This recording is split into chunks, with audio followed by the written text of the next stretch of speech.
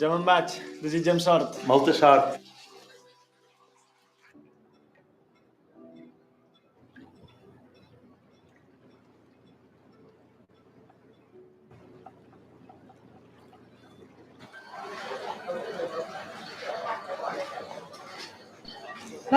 No fa falta que t'aixequis. Així que vas fer les pràctiques amb nosaltres, no? Sí, l'any passat vaig venir amb la meva família i m'ha encantat la teva cuina. Vam xalar moltíssim. I a tu quin tipus de cuina t'agrada fer? Jo m'agrada tot, però on me posin uns bons ous estrellats, que es llevi tot lo de més. Bé, nosaltres de moment no en fem d'ous estrellats, Bon dia. Bon dia. Volia saber si necessita algú que l'ajudi. Faig feina tot sol jo. No tinc temps d'ensenyar a ningú.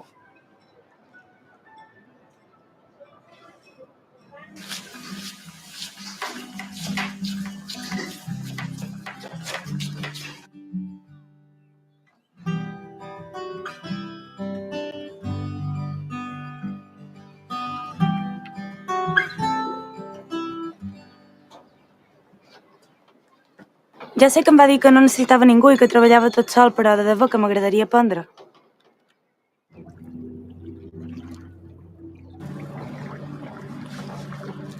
Vinga, que ho fas molt bé.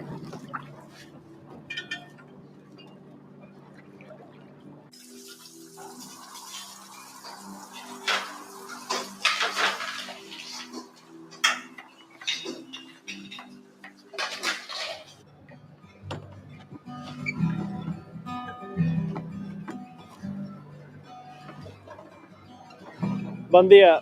Vinc a cercar la comanda de Can Aguedi. Soc en Joan. Antoni. Francina.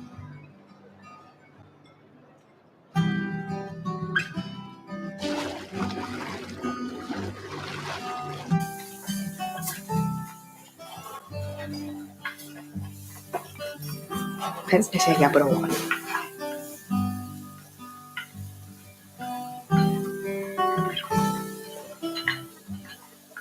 Francina! Que demà és el meu dia lliure i faré un arròs per uns quants. T'hi apuntes? Això sí que seria bo. Segur que li encantaria. Necessària. Completament. Gràcies. Això està molt bo, tio. Molt bons, dia. M'agrada. Sí que és bé, que és bo. Quasi podries obrir un restaurant. Algun dia l'obriré. I quan l'obri, espero que m'aduguis tus peix. Jo encantada, però em fa falta una barca. I què li posaràs de nom? La caseta de vorera? Ben pensat. Mola. És bo. Ja ho veig, jo.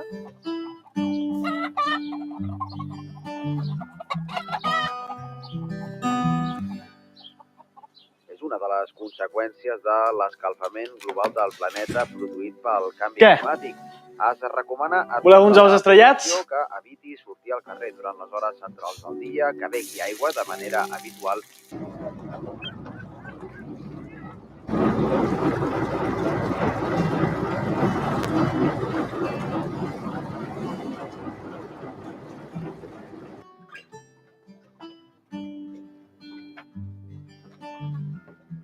When you first told me your name, I didn't hear a word you said, but it was written all over my face. Should've known it was you I would love until the end.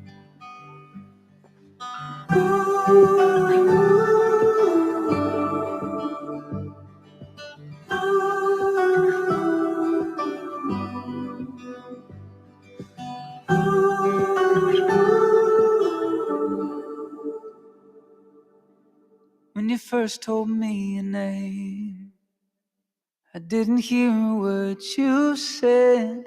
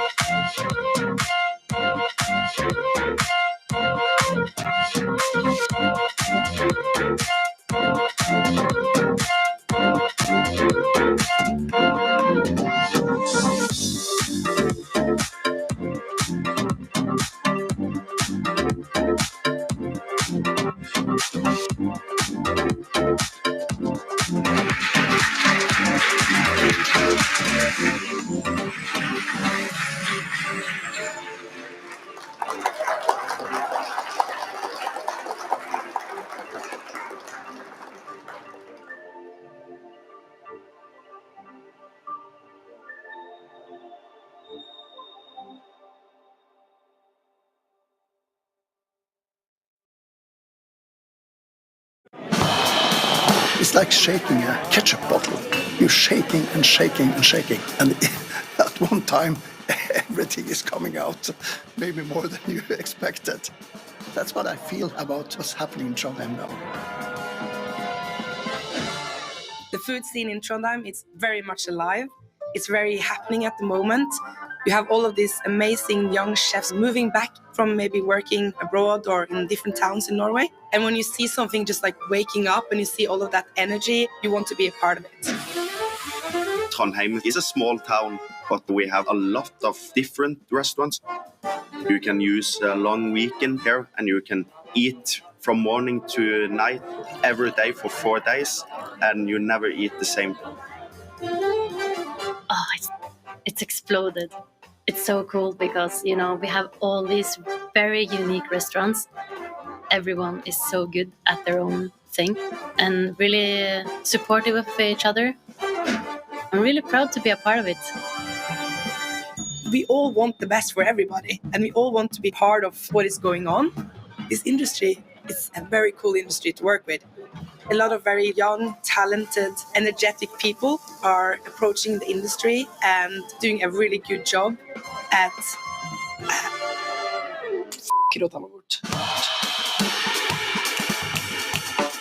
It's a fantastic place to run a restaurant when you have all the products you need just in 1 to 3 hours around your restaurant. It's like living in the middle of heaven.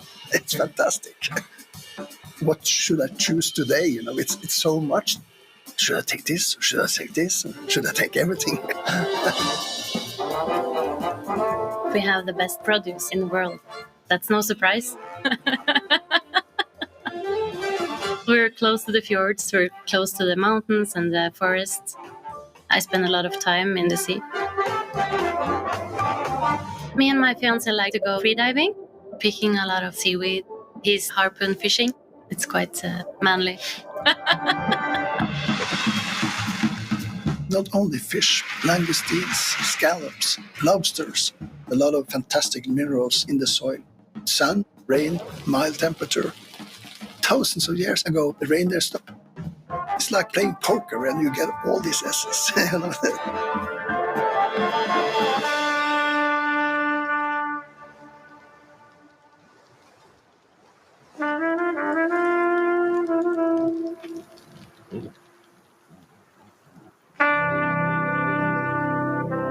You stand there and you think that all the rain is going to run you down. And when they come close to you, they split.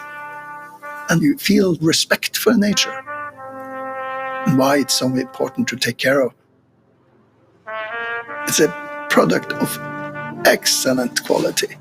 And to serve that to people from other countries, they never taste it and they're, why? It's so fantastic. Why could I get this in France? Well, maybe you should move up or come often. In Trondheim, it's very easy to be creative and get inspired by the nature. So this is the right place for me to be. When I go to restaurants around the world, high-end restaurants that only uses like the best of the best, they use produce from Trondheim. And that just makes you extra proud as a chef. And it makes you realize just how lucky you are to be right here at this moment in Trondheim, the home of Nordic flavors.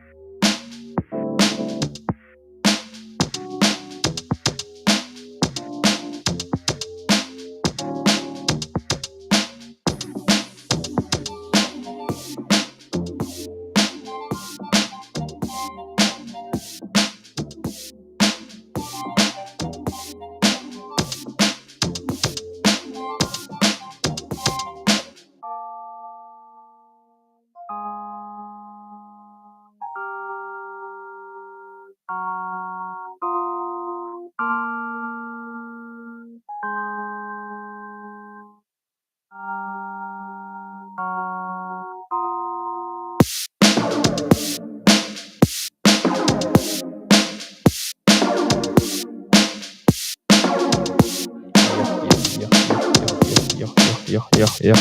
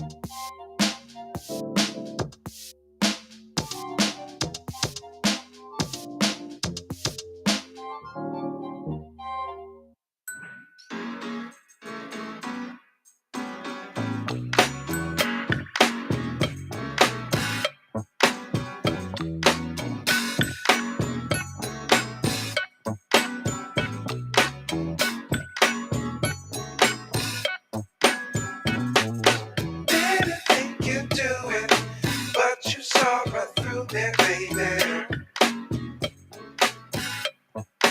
Now you have gone away. I'm still here. It's been 7 days. I know you. Didn't think you'd do it, but you saw right through me, baby. Now you have gone away. I'm still here. It's been 7 days. I know you.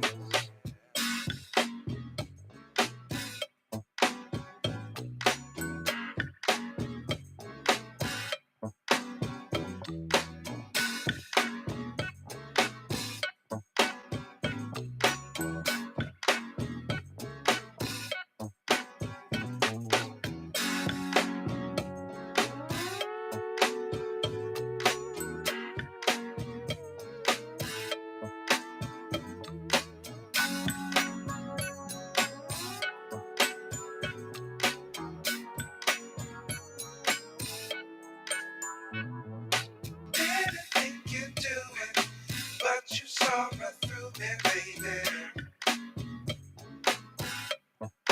Now you have gone away. I'm still here. It's been 7 days. I know you. Didn't think you'd do it, but you saw right through me, baby. Now you have gone away. I'm still here. It's been 7 days. I know you. It's been 7 days, and I know you.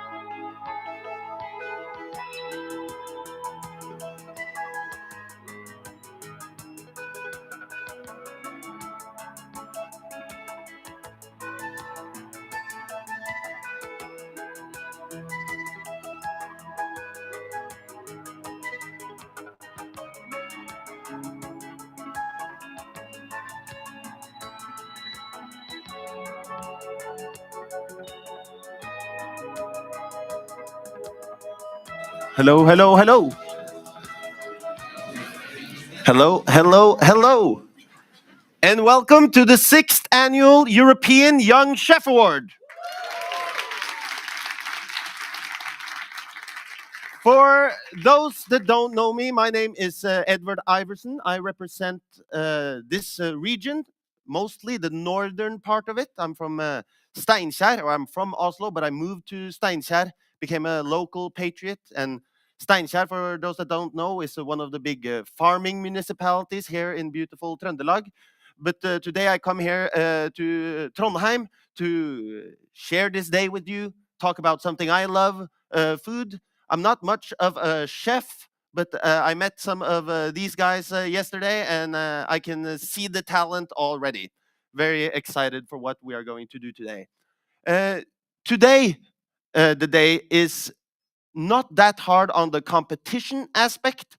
It is more about learning. We're going to talk some about innovation, sustainability, some of the principles we have here at IGCAT. You're going to meet some cool people.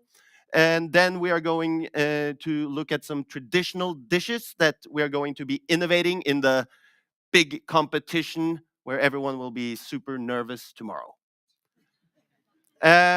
And we're not only just in Trondheim, we are also here at the beautiful Strinda High School. And to wish us welcome here first, Principal Herdis Floan.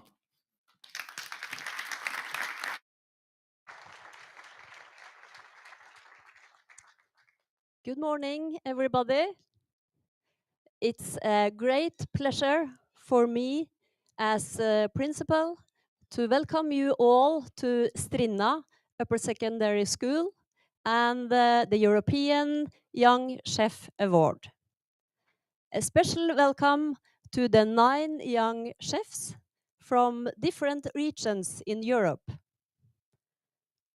You have come here to try to get the title European Young Chef.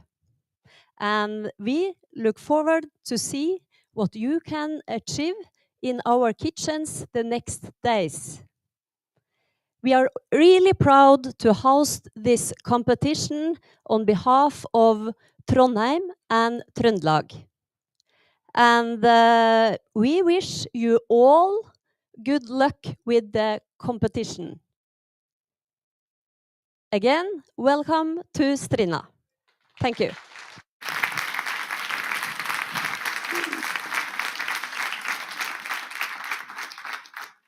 And I also want to just give note to something, because it's lovely to see so many people here that actually showed up.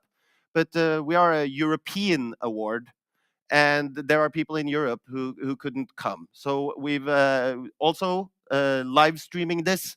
Last year, it was viewed by 5,000 people. I hope there are more today watching at home or TikTok or Instagram or YouTube or wherever you can see it. And if you're there watching at home, please share it on your socials so we can beat the record of last year. Norway, for those that don't know, is a representative democracy. Obviously, we live in a great country here, and one of the reasons it's so great is due to good policy and good governance. And that governance is run from Oslo, but there's people from all over the country representing it.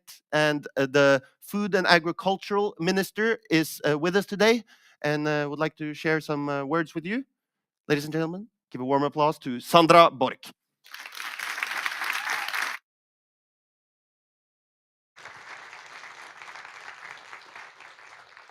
Thank you. And this is a big day and a big week for Norway.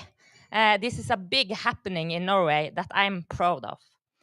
And their participants of this important event, their delegations, welcome to Norway and welcome to Trondheim. Trondheim is, as you might know, the main city in Trøndelag, and Trøndelag is the European Region of Gastronomy this year. First of all, let me congratulate the organizer of this invite, the International Institute of Gastronomy, Culture, Art and Tourism and Trøndelag. And you are here because of your excellent skills when it comes to present food ideas, preparing and cooking meals. One of the important purpose of the Young Chef competition is to create future chef ambassadors for the regions and for local food from different European countries. As a minister for agriculture and food, I'm very proud of the knowledge and food producer in this region. We all work together to highlight sustainable food cultures, you as chefs and I as a politician. I'm so pleased and proud to meet you here today. During the competition, the jury has to announce a winner. This is a difficult task since, and obviously, you are all winners today. You have to remember that. You will present your own traditional dishes, and you have brought with you the very best produce from home. This gives us the opportunity to see, to smell, and perhaps taste unknown flavors and dishes. I have a meeting in Bergen this afternoon, so unfortunately, I will not be able to taste your dishes today. On aim of this gathering is it promote innovation of the traditional kitchen.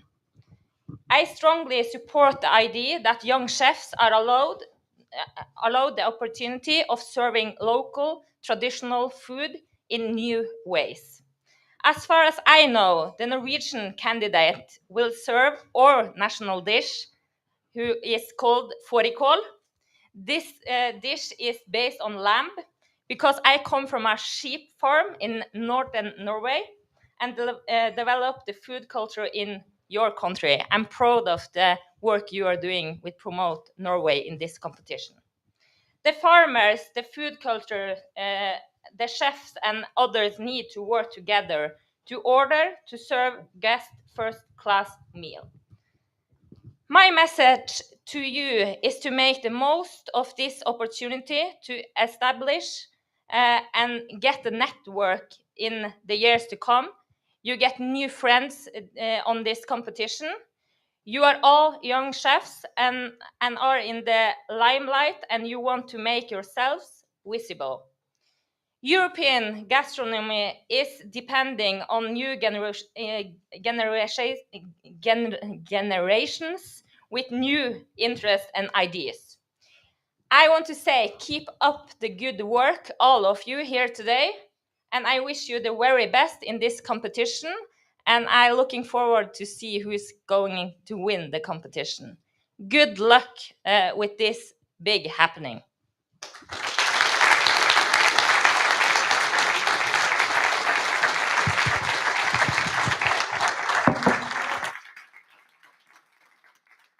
And Ivar, even though you are in the limelight, remember that there's no lime in fårikål.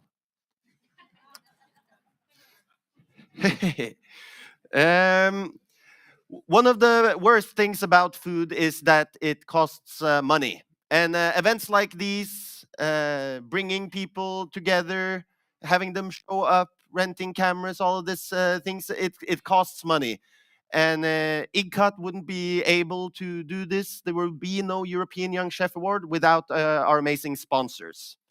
And the main one, the most amazing one, is Danske Bank.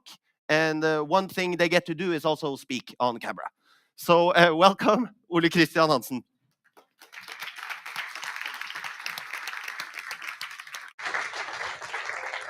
Thanks for a nice introduction.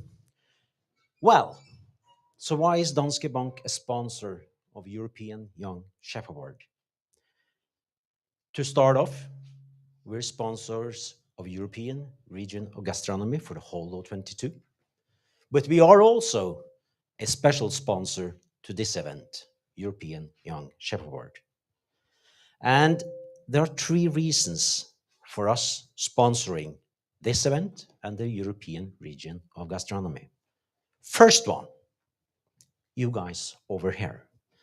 Young, talented people with a burning heart for food. And with a capability and a capacity to perform on that stage with your talent. That is, in fact, what we in Danske Bank call achievers. We have a name for that in the bank. Young, talented people, we'd like you to call you achievers.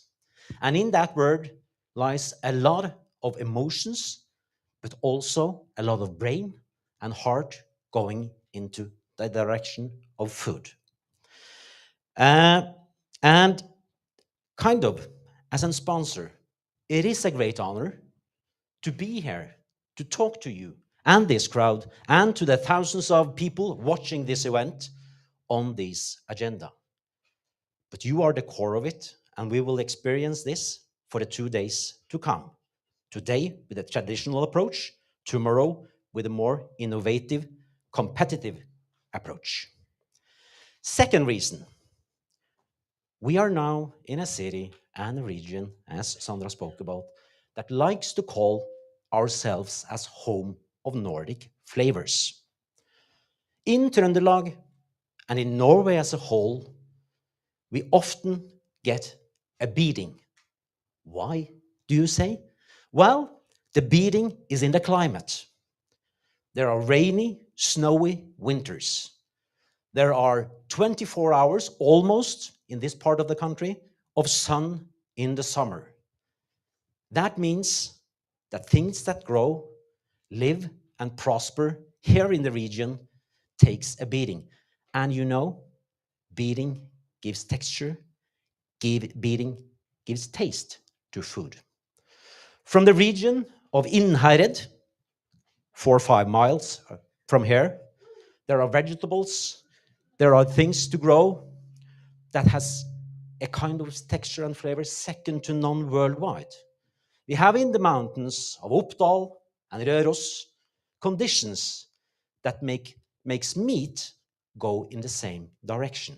On the coastal line of this region, at Hitra and Frøya and beyond, there is seafood second to none worldwide.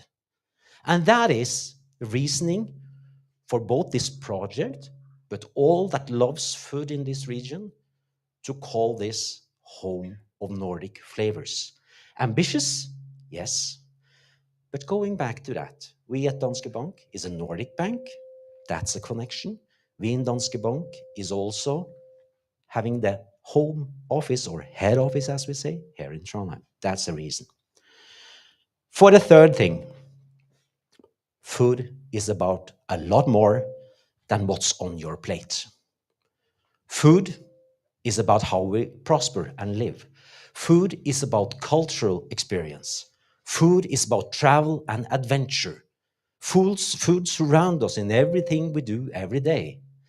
And that is, of course, also part of a bigger picture, because then food is part of the economy.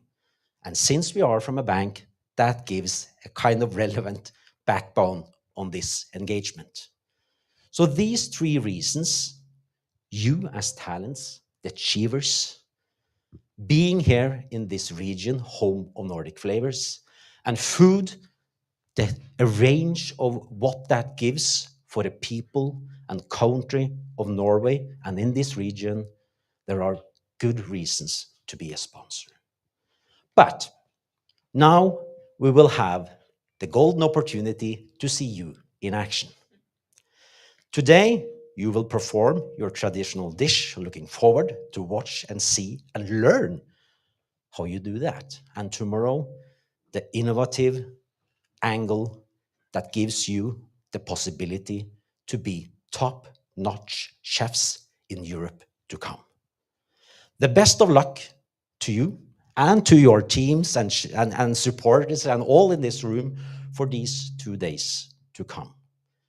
May the best one win, but in the end, you are all here for a reason.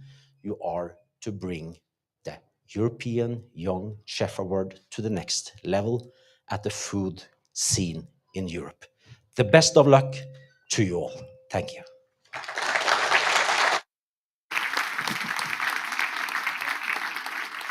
And also remember, if you're looking for a loan, go use Danske Bank. Us in Trøndelag are a very proud people. I think that is how we're known. We talk with a broad accent. Not me, but I'm trying to get there. We like a party. We wear leather vests. We eat sod when we're not eating fårikål. And all of our achievements are 3 times as big here as anywhere else in the country.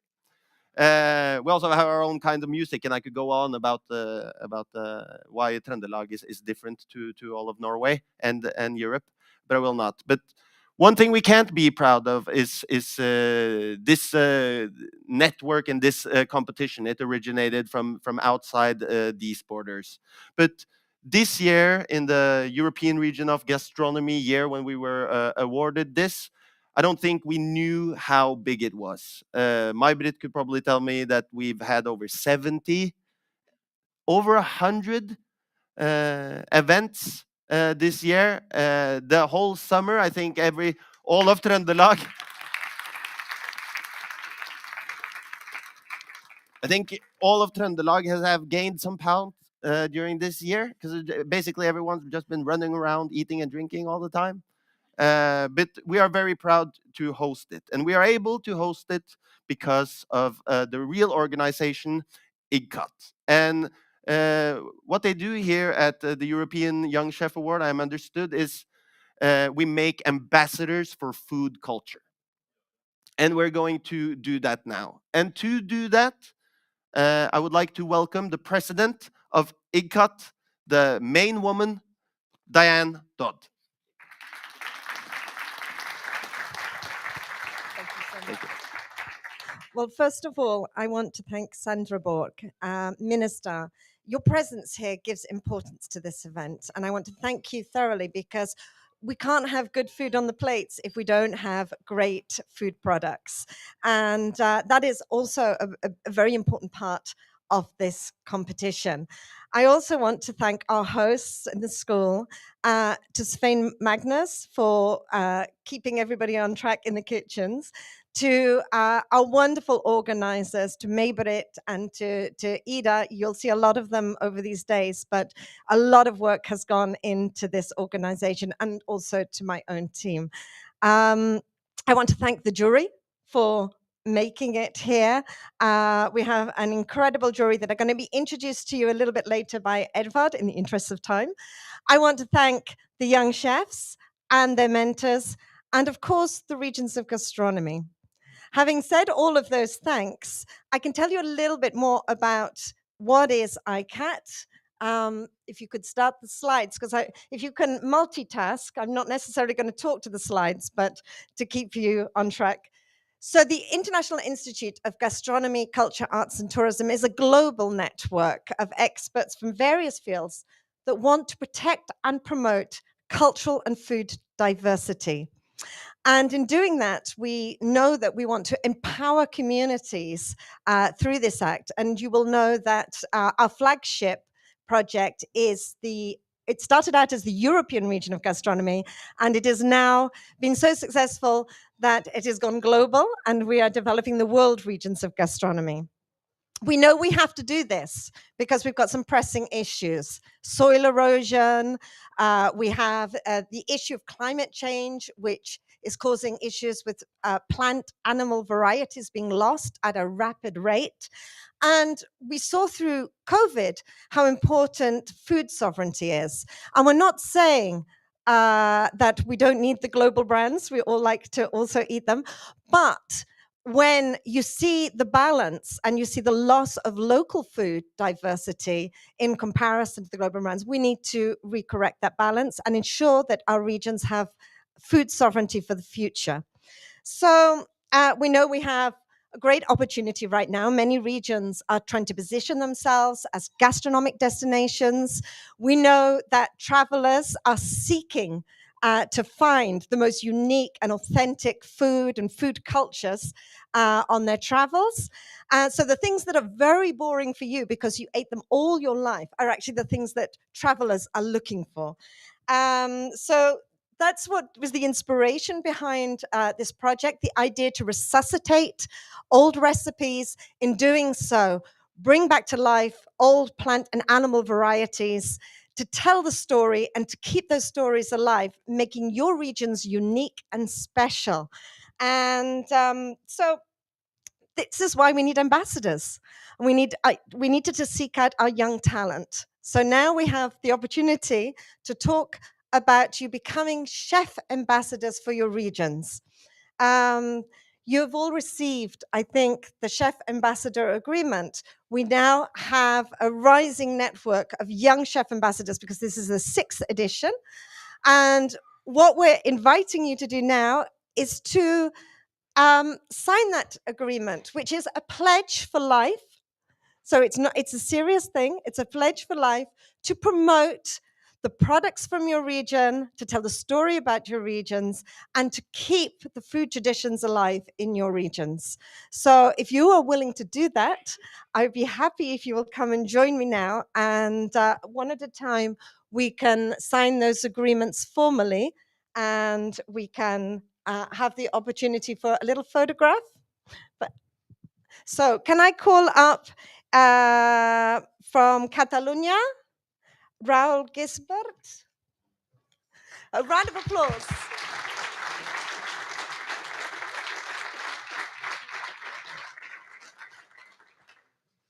So.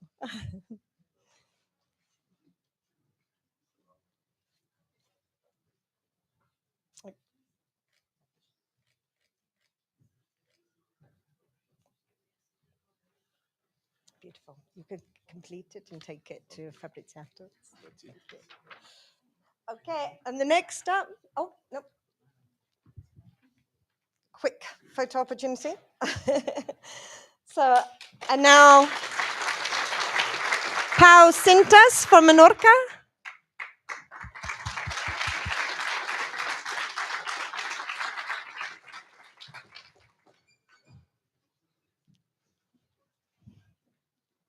Oh, we've lost the pen. Somebody took the pen. Watch him, pen thief. Okay, wonderful. Thank you.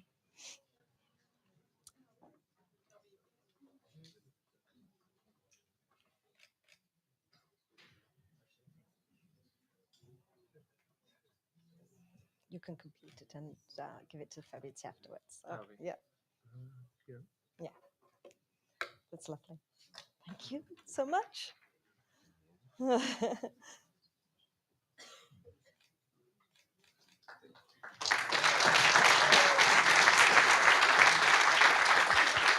Next up, Akaterini Gondadachi from South Aegean, European Region of Gastronomy 2019.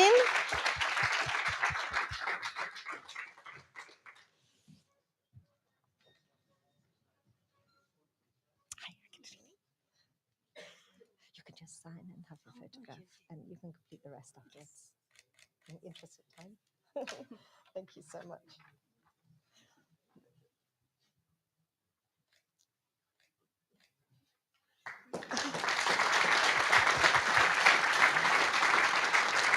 Next up, Pauline Plas from Hauts-de-France, European Region of Gastronomy 2023.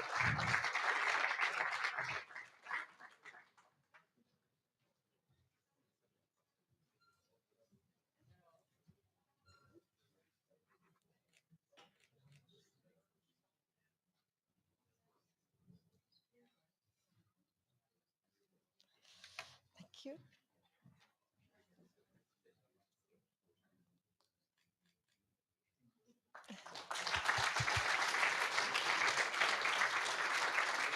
Next up, Spela Kuel from Slovenia, European Region of Gastronomy 2021.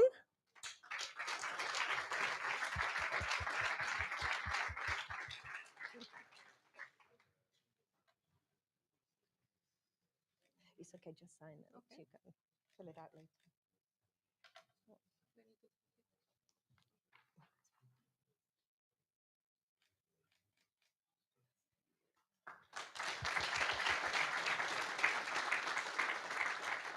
Next up, Iva Falingo Mo from Trondheim-Trøndelag, 2022.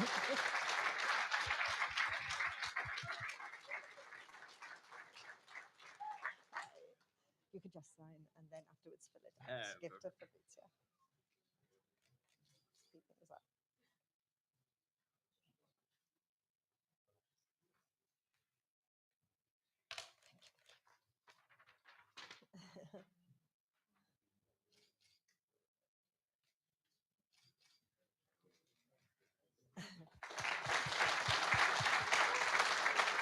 Next up, Oliver Sorensen from Aarhus Central Denmark region, European Region of Gastronomy 2017.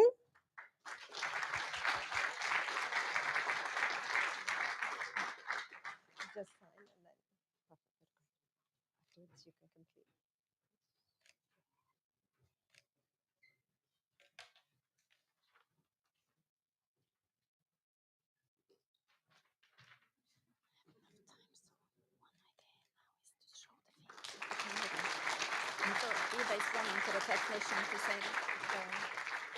And now Beatrice Coelho from Minho 2016.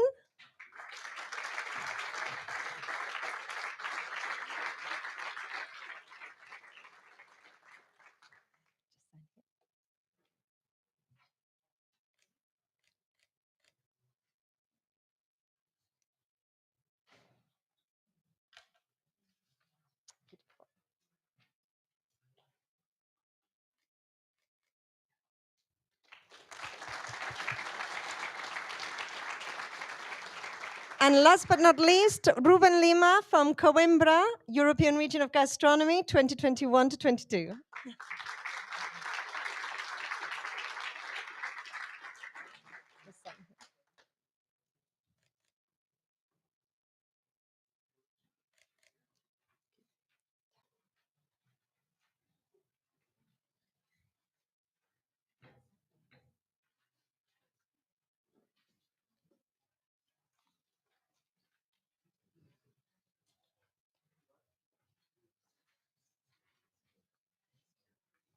Thank you so much. So the young chefs go to the kitchen?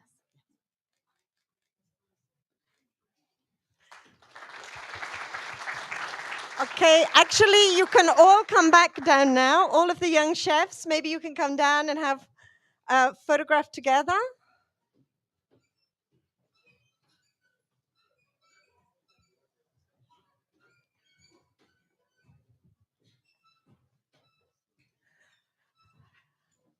Here they are, the lucky finalists.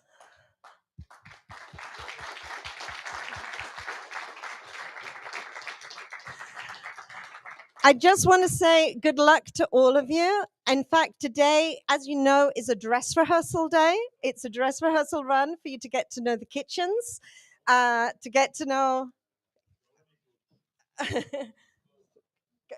Come in more, because otherwise you're not seen. Maybe can you move a little bit further across so we're more central? Yeah, a little bit more in. Exactly. We have to get the picture right. So you will all be nervous tomorrow, but today you have to just relax, because it doesn't matter if things go wrong. That's the purpose of today. It's to find out what you're missing, what you need for tomorrow, where you're going, how to use a microphone, where you go to present to the jury. So please do not be nervous today. Just have fun in the kitchens, and we now invite you to go to the kitchens, because I know you've got a lot to prepare. So please join Svein Magnus in the kitchens. Big round of applause.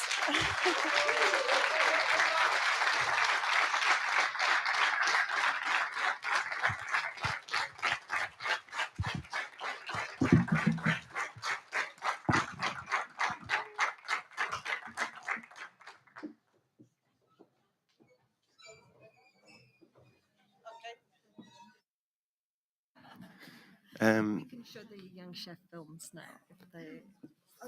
That was a.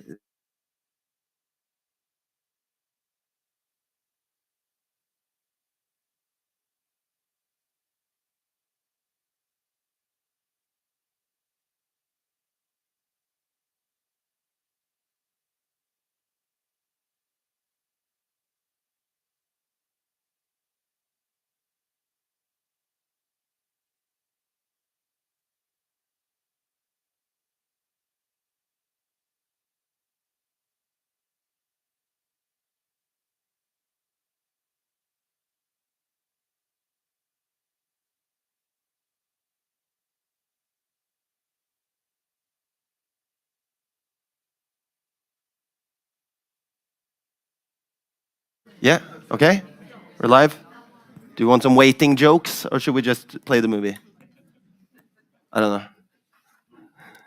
No, okay, just play the movie. You can get the waiting jokes later.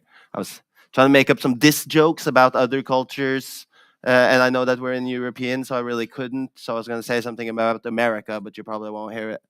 You want a joke about America? Do you want to know the difference? What's the difference between yogurt and America? Leave it out for 200 years, and yogurt will grow a culture.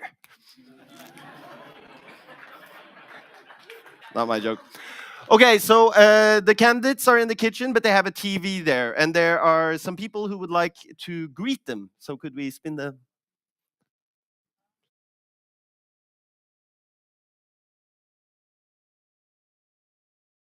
The chef in Restaurant Cup, and also the ambassador for European Region of Gastronomy for Slovenia.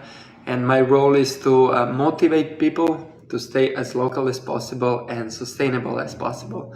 So my idea for the cooking outside the box in my restaurant is same story as the Young Chef Award. So we take some local stories, local products, and put it in one plate and present to the guests so they can learn something new, so they can take home our part of lives. Think that you have a goals in life and that you go forward with it. Winning the friendship that you gain there, that's the most important thing. One more thing, when you come home, I think you will learn through the competition something. is that you must be as local as possible, because people that visit you, your restaurant that you work in, they want to learn about your local community. They want to learn about your local products. They want to see how you can be as sustainable as possible. So that's the main catch for me, and I also think in the future for you. So stay strong, give your everything, don't be nervous, and I'm hoping for your best. Enjoy.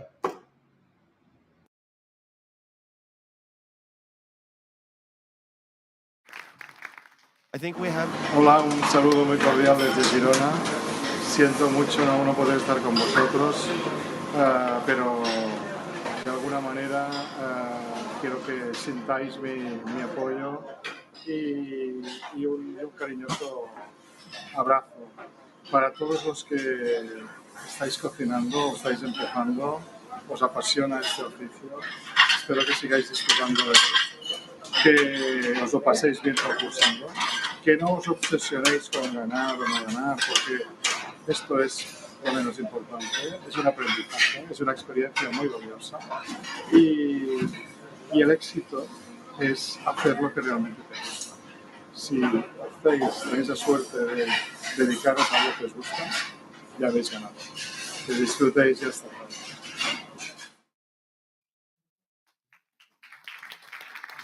All right. Then I think it is time for us to take a break from the stream, and we will be back. Yes? No? Oh, we'll show all the candidates' movies now?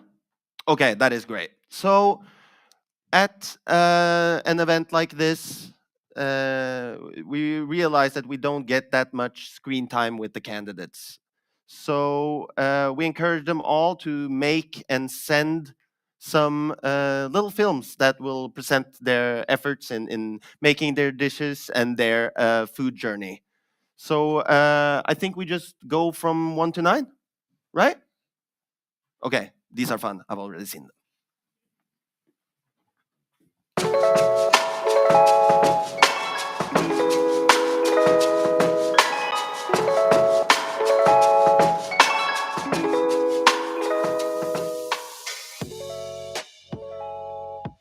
Soc en Raül Gisbert Bermúdez, tinc 22 anys, soc d'Arenys de Munt i el que més caracteritza Arenys de Munt culinàriament és que la cuina de proximitat es pot fer molt fàcil, ja que a 2 passes cap a la muntanya tens grans ramaders, agricultors i verdures de gran qualitat, i 2 passes cap al mar doncs tens molt bon peix, tens la llotja d'Arenys de Mar, les gambes, el calamar i, en fi, és un gran producte. Llavors, fer cuina de proximitat a Arenys de Munt és molt fàcil.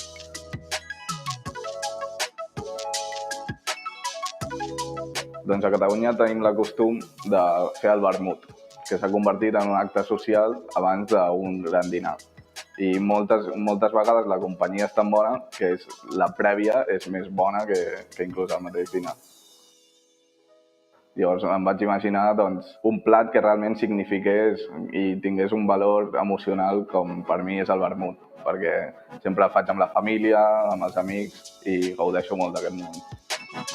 El meu plat, per tant, es diu vermut en 3 mossegades i simbolitza una mica 3 elements típics de fer el vermut. Tenim la patata brava, els musclos en escabets i la hilda o les olives amb anxoves. I tancant aquest cercle amb la beguda, que és el vermut, que talla amb aquests picants, aquests àcids, aquests amargs.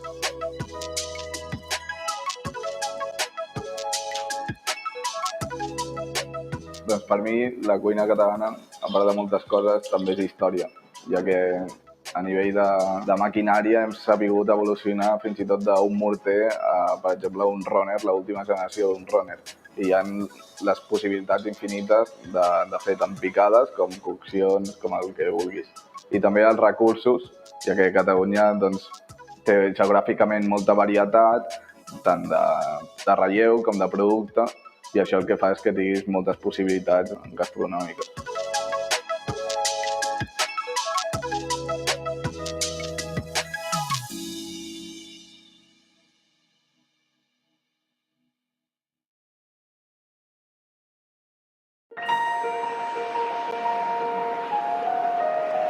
I am very proud to be from Menorca, a little island in the Mediterranean where the northern winds blow in winter and the fields burst forth with life in spring. An island where dazzling sunshine glints on the sand and the sea in summer, and where the fields drink deep when the autumn rains arrive. It's my home, and I feel very happy and blessed there. I know that the changing seasons will fill my kitchen cupboards with food, a generous island brimming with life, which always supplies its inhabitants with the food they need. Here, salt sprinkles crystals of light on our food, discover the ancestral flavour of life, which is unique and different from one place to another, singular and special. On my little island, we kneel down to search for tradition in the earth, where we find everything we need, the knowledge to learn, the motivation to innovate, the spark of light that anchors our never-ending journey towards the rediscovering our origins. The ancient power of the hoe and manual labour, which is still practiced by farmers today, those who give us the fruits of their labour, intensifying the full flavour of our dishes that live and breathe the aroma of salt and soil. Menorca is a biosphere reserve, pursuing a circular, sustainable economy through conservation. The people of Menorca love our little island, and we take good care of our ecosystems, which are home to a bounteous explosion of foods. An ancient culture of stone pressed upon the landscape harvested by Menorca's identity, my identity. My name is Pau Sintes, and I am proud to represent Menorca at the European Young Chef Award.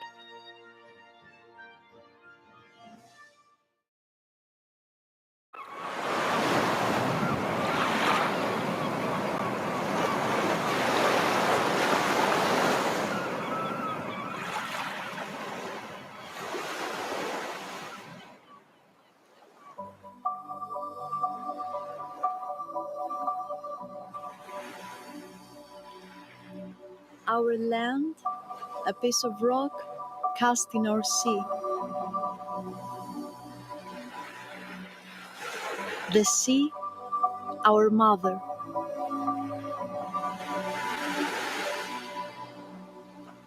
The sea is the first thing we see at dawn. The first sound in our ears, the first thing we taste after our mother's milk. The sea, inexhaustible, vast, full of surprises, always offers her children something new.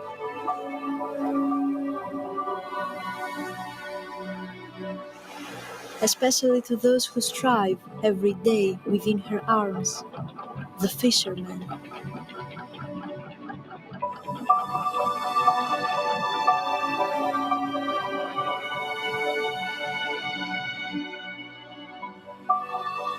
The knowledge, the experience, the art, the wisdom are passed down from father to son, along with the need to survive. And the remains accompany the fishermen in their rest, satisfy their hunger.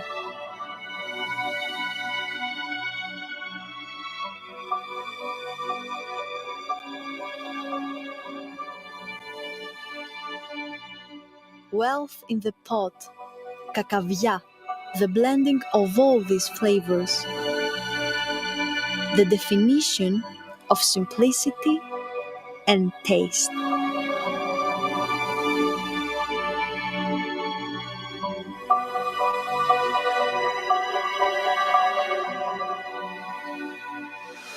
The apocalypse of secrets. How else? This was the first whisper of my homeland, my island, Patmos. And then the fragrance slipped from the window, escaped home, knocked the neighbors' doors, and made its way to the port. It embarked on the boat with me, accompanied me to Kos, where I made my first steps in cooking.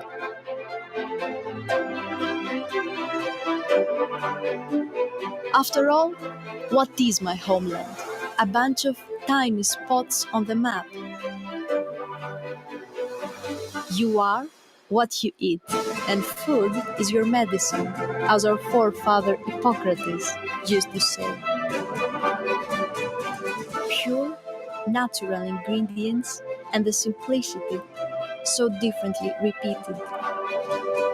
With respect, love, and imagination, we seize it gently from the hand to head it to the future.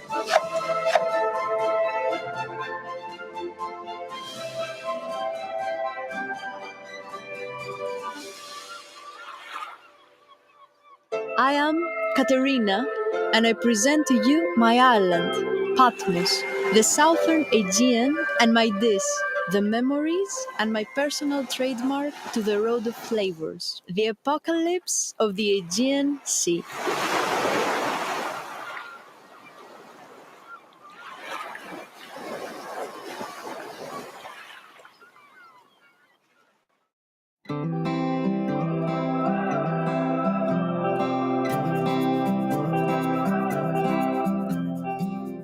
Hello, my name is Pauline Place. I am 19 years old and I live 15 minutes from my school in a small town called Beny. I am currently in the last years of my bachelor in hotel and catering, major in cooking at the high school GC de Forest in Aventurel, Hauts-de-France. I have been in this school for the last 5 years. I am totally at ease in this environment. I have great teachers who taught me my future job and asked me to look further than my comfort zone. I have always loved cooking because I can use my creativity and my imagination. Moreover, it gives me the opportunity to travel around France or abroad, and I love it. It also helped me to learn more about different cultures and typical local food and products. Traveling is the occasion to meet all kinds of people, to get an open mind, and to all work together. I am really happy to go to Norway to compete and to discover a new country. I also want to show the way to other students. It's important for me to let them know they have to keep trying, even if it's hard. Last but not least, I want to say a big thank you to all the people who believe in me and support me ever since I began. Without them, I would not be here today. Let this adventure begin. Hello, we're here for the European Young Chief Award. We're in Aventurel. We are the team from Hauts-de-France, and I'm the teacher of Pauline Place. She's going to be in the competition in a few weeks now, and she's working on it. We work on a dish. We used to do it in north of France, the Hauts-de-France, and we mix it to become something a bit modern, and she's dealing with it since a few hours now.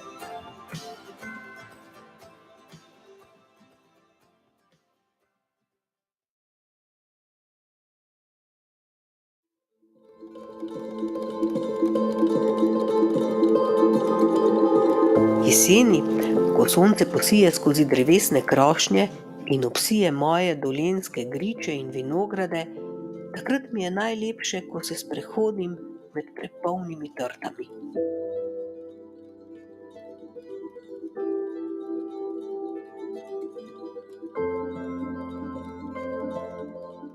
Sem Špela Kuhelj, stara sem 19 let in sem študentka programa Gostinstvo in turizem na Višji strokovni šoli BIC Ljubljana, Slovenija. Odraščala sem na kmetiji, kjer pridelamo vso potrebno hrano za življenje. Ampak trte so pa naša ljubezen.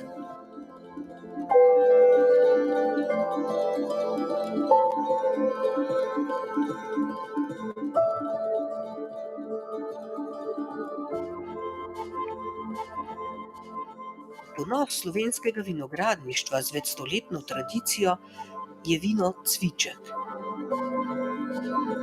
To je edinstveno vino z zaščiteno sestavo iz rdečih in belih sort grozdja. Vino je svetlo rdečkaste barve s svežimi sadnimi aromami, z nežnim in svežim okusom.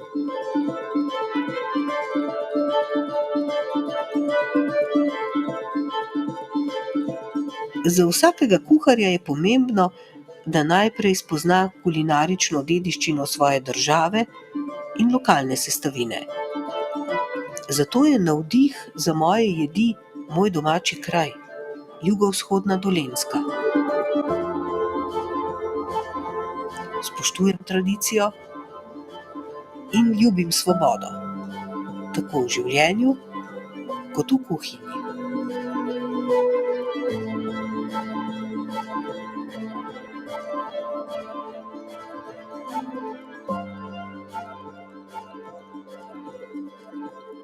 Navdih za jedi, ki jih ustvarjam, so moje korenine. Največkrat jih sodobno preoblikujem, spremenim. Večstoletna kulinarična in vinarska tradicija naših prednikov se tako poveže s sodobnostjo.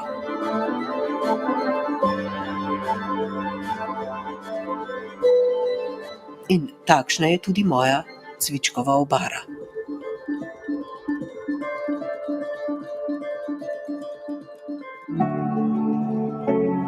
Hi, I'm Ivar Forlinglemo and I'm 18 years old. I am an apprentice chef at Fagn in Trondheim. I grew up here and I went to cooking school here. I'm looking forward representing Trondheim and Trøndelag in the European Young Chef Award. Locally sourced food accounts for much of the Trøndelag pantry. Our food region differs from others with the Nordic climate and the way we produce and refine our ingredients. You find delicacies here like reindeer, moose, fish, seafood, vegetables and berries. We have food traditions in Trøndelag that we are proud of. One is fårikål, which is Norway's undisputed national dish. The fårikål pot is often on tables in Trøndelag and Norwegian homes. The main ingredients in fårikål are lamb and cabbage. It's a good combination as the harvesting time for cabbage coincides with the slaughtering season for lambs. I was fortunate to visit the farmer Ronny at Vassleggen farm in Oppdal to see how she breeds the best meat for this traditional stew. The cabbages I will use were harvested at experimental farm at Tuv Vicarage in Mære. It's grown from old seeds from the 1950s and 60s. Knowing where the food comes from is important to me. It's very cool to be making the Norwegian national dish with Trøndelag ingredients in a European competition. At Fagn, the restaurant I work at, we focus on using local ingredients and local artists. We have made our own plates for the ingredients to shine on.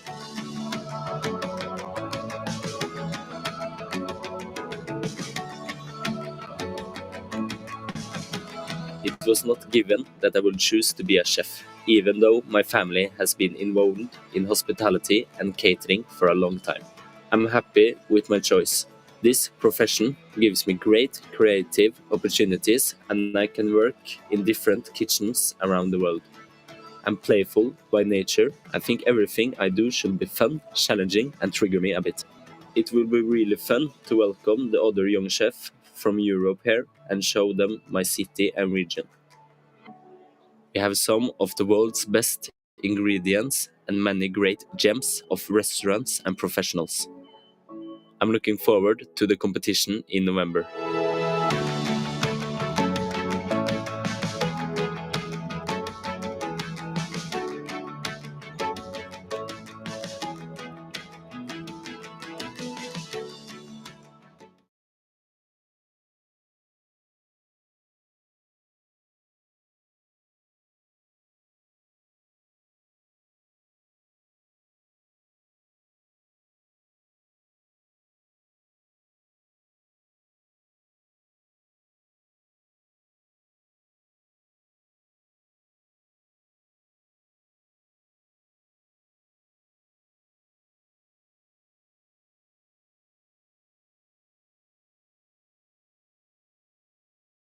år, jeg har haft inden for branchen, kan jeg kun glæde mig over de resultater og de unge talenter, der er nu om dagen. Det har været helt fantastisk. Også at følge med i jeres fremtid fremover. En stor tak til Steffen også, at han afholder de arrangementer, som han gør, som har virkelig udbredt sig. Og selv en invitation fra Hendes Majestæt Dronningen kunne ikke forhindre, at jeg ville komme. Førstepladsen går faktisk til hovedretten, og det er til Oliver.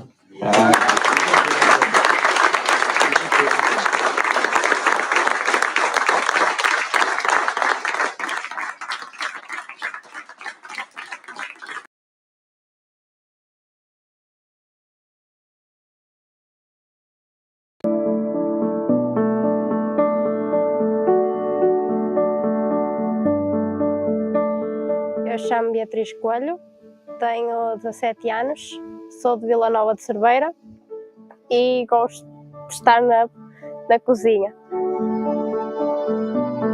A minha avó era cozinheira numa escola e a minha mãe aprendeu com ela a cozinhar e agora fui eu a aprender com a minha mãe e com a minha avó. Quando estou com a minha avó só costumo ver que ela não me deixa fazer nada. E eu fico só a ver, ela é que quer fazer, eu pronto, deixo ficar lá. A minha avó é mais cozinha, porque ela trabalhou numa cozinha e sempre teve mais gosto para a cozinha. Tanto que ela só faz doces assim no Natal e só assim em festas importantes. O doce que eu gosto mais que ela faça é o arroz doce.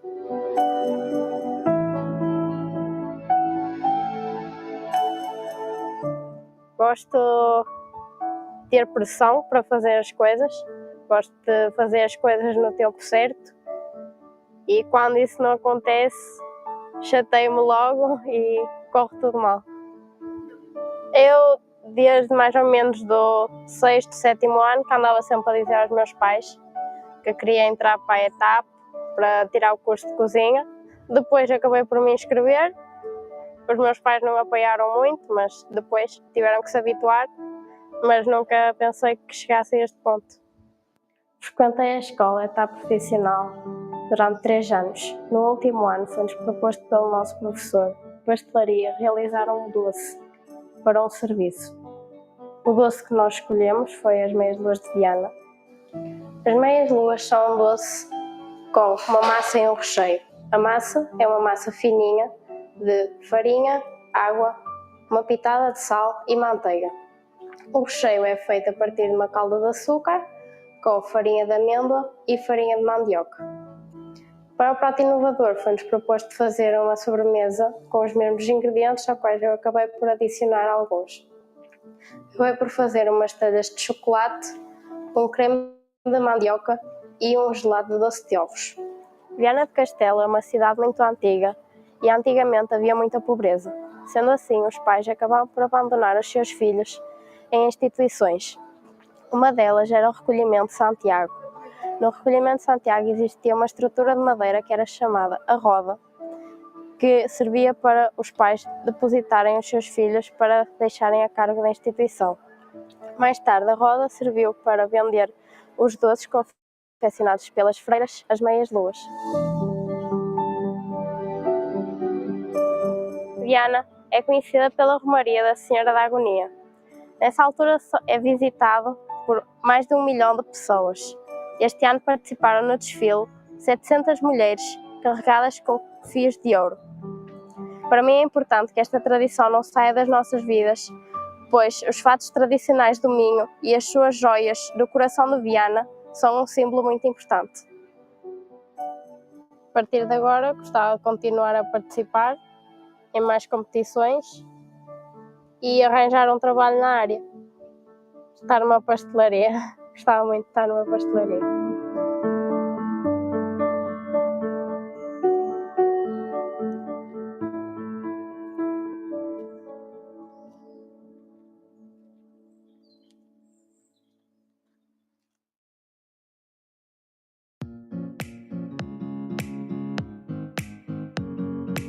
Ruben Lima is 19 years old.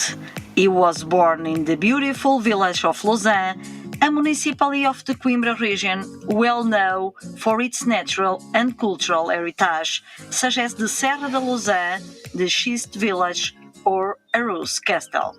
Its local gastronomy has unique flavors such as chanfana, kid coat, Serra da Lausanne honey, Foz de Arus wine, and the famous licor beirão. Ruben loves cooking, learn new techniques of cooking and pastry, create dishes, always thinking in the sustainability, flavors, textures, and see what the people feels when eating that delicious. And besides that, he loves practice physical exercise and to be with my family and friends. For him, cooking is something extraordinary. It is something done with a lot of love and passion. It is something where there can't be waste, but around the full table must be laughter, conviviality, and love. Ruben signed up in the European Young Chef Regional Competition 2022 to paying tribute to his grandmother. So he thought of something she did many times when he was little in his hometown, Lausanne. Tigelada Lausanense. This dish has a beautiful story that brings tradition, memory, feelings, joys, and sorrows. Identity and new ideas are expressed in this innovative dish, Tigelada ice cream. It summarizes inspiration, passion, and creativity, tradition, and innovation. But also the concern with sustainability, biodiversity, no waste, and diversity in the kitchen. A chestnut crumble made with the endogenous chestnuts and honey from the Serra da Lausanne. Ruben Lima is the young chef 2022 of Coimbra region. Hope he will be the European Young Chef 2022.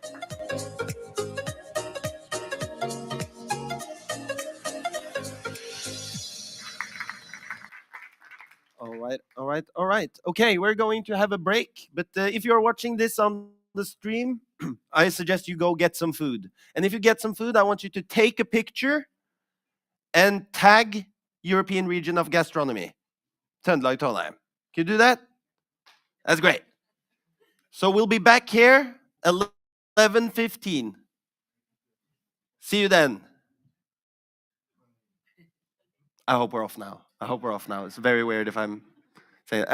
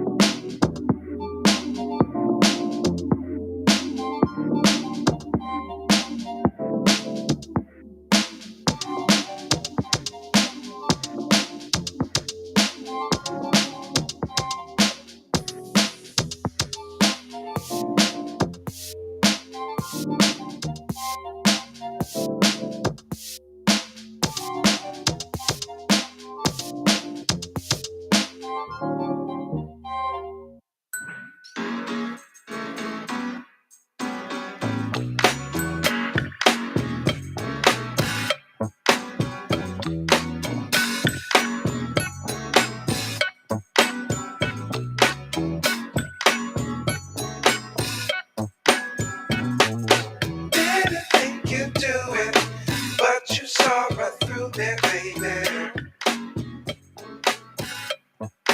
Now you have gone away. I'm still here. It's been 7 days.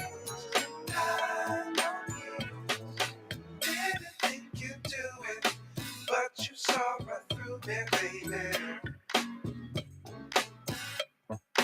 Now you have gone away. I'm still here. It's been 7 days. I know you.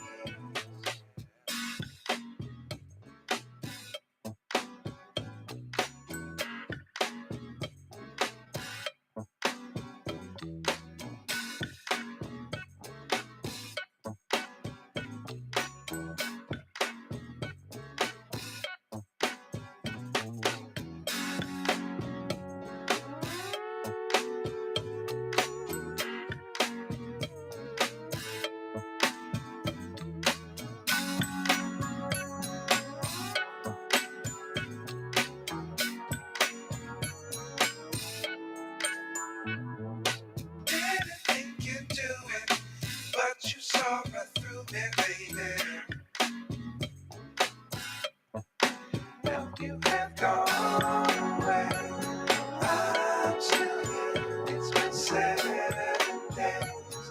I know you didn't think you'd do it, but you saw right through me, baby. Now you have gone away. I'm still here. It's been 7 days. I know you. It's been 7 days, and I know you.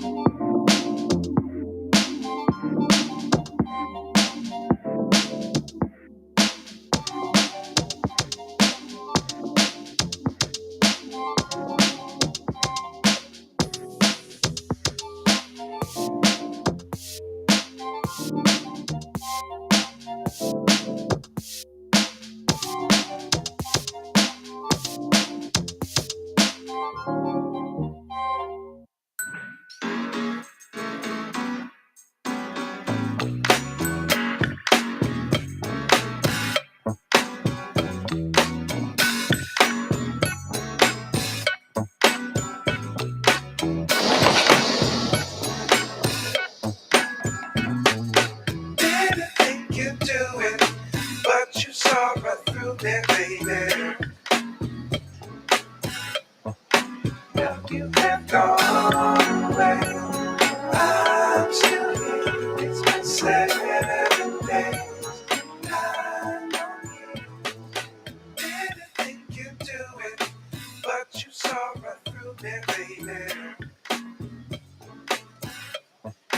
Now you have gone away. I'm still here. It's been 7 days. I know you.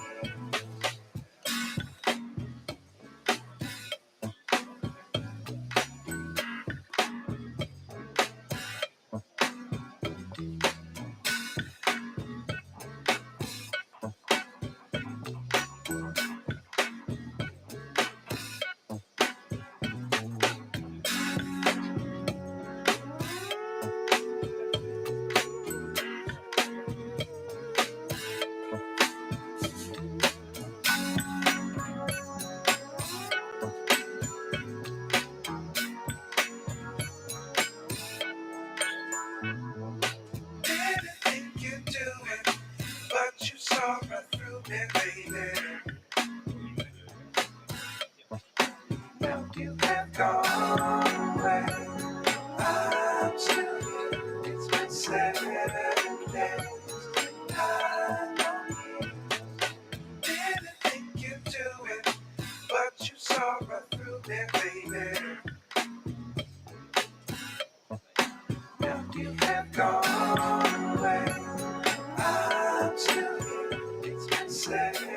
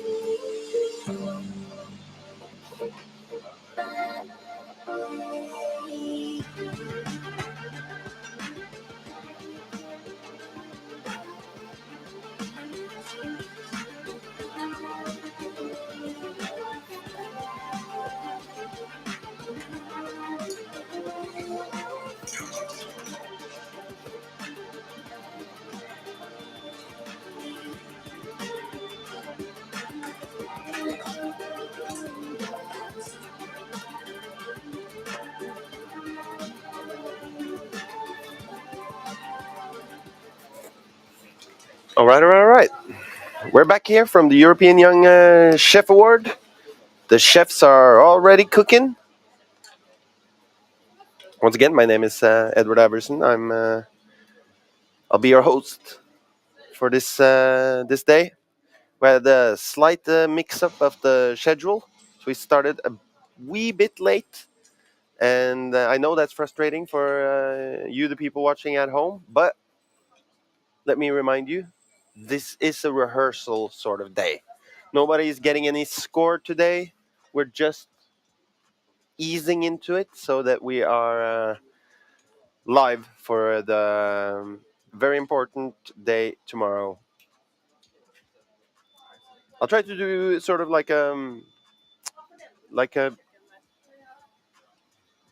try to do some live commentating here. I have actually been a football commentator once in my life, so I think I should have some practice here. Although I'm not that familiar with all of these cooking, but we can see Pau here, good at it. He's got some herbs. He's from the Menorca region of Greece, and he's making the stuffed aubergine or aubergine plenes, a traditional Menorcan dish.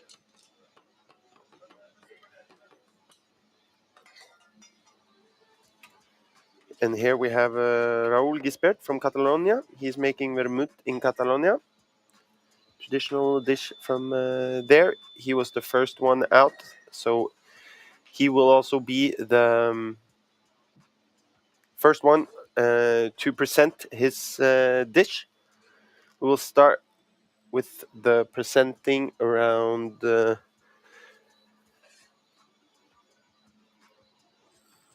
think that's 12:15.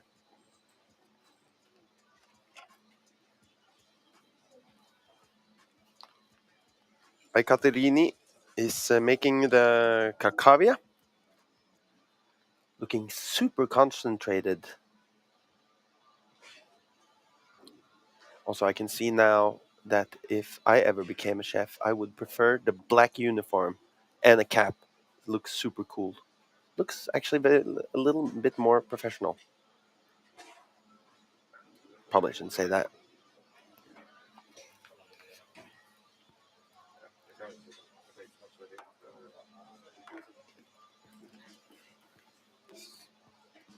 And what is important here, I think, is to make sure that the temperature is okay. The jury is expertly trained in tasting anything that has gone wrong.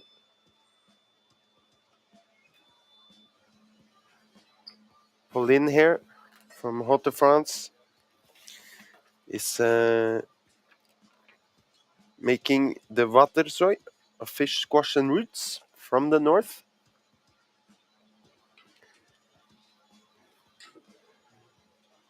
So also that they're making these dishes to be these cultural food ambassadors for their region, so that we have a reference point for the jury to use tomorrow when looking at how they innovate it.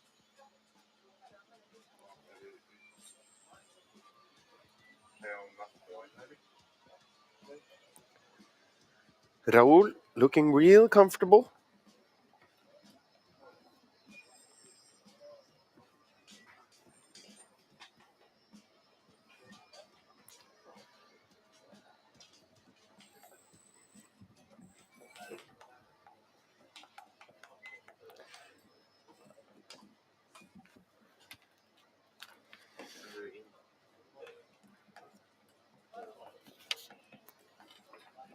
Spela Kuel from Slovenia is making the Shikova Obara.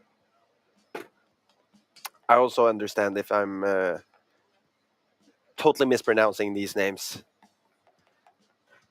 I don't know all of these languages, so I'm trying my best.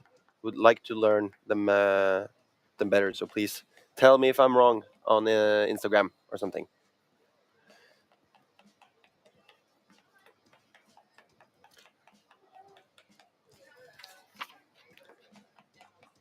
I'd also like to say that it seems that a lot of the traditional European cooking is like stews. We're glad. We love soups or soupy things.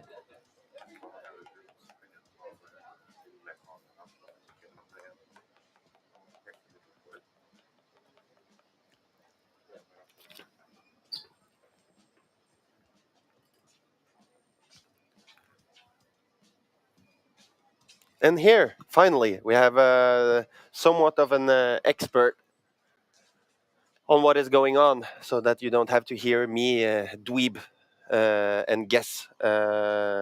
Sven Magnus, what is happening right now in the competition? Five of the competitors, they are started cooking.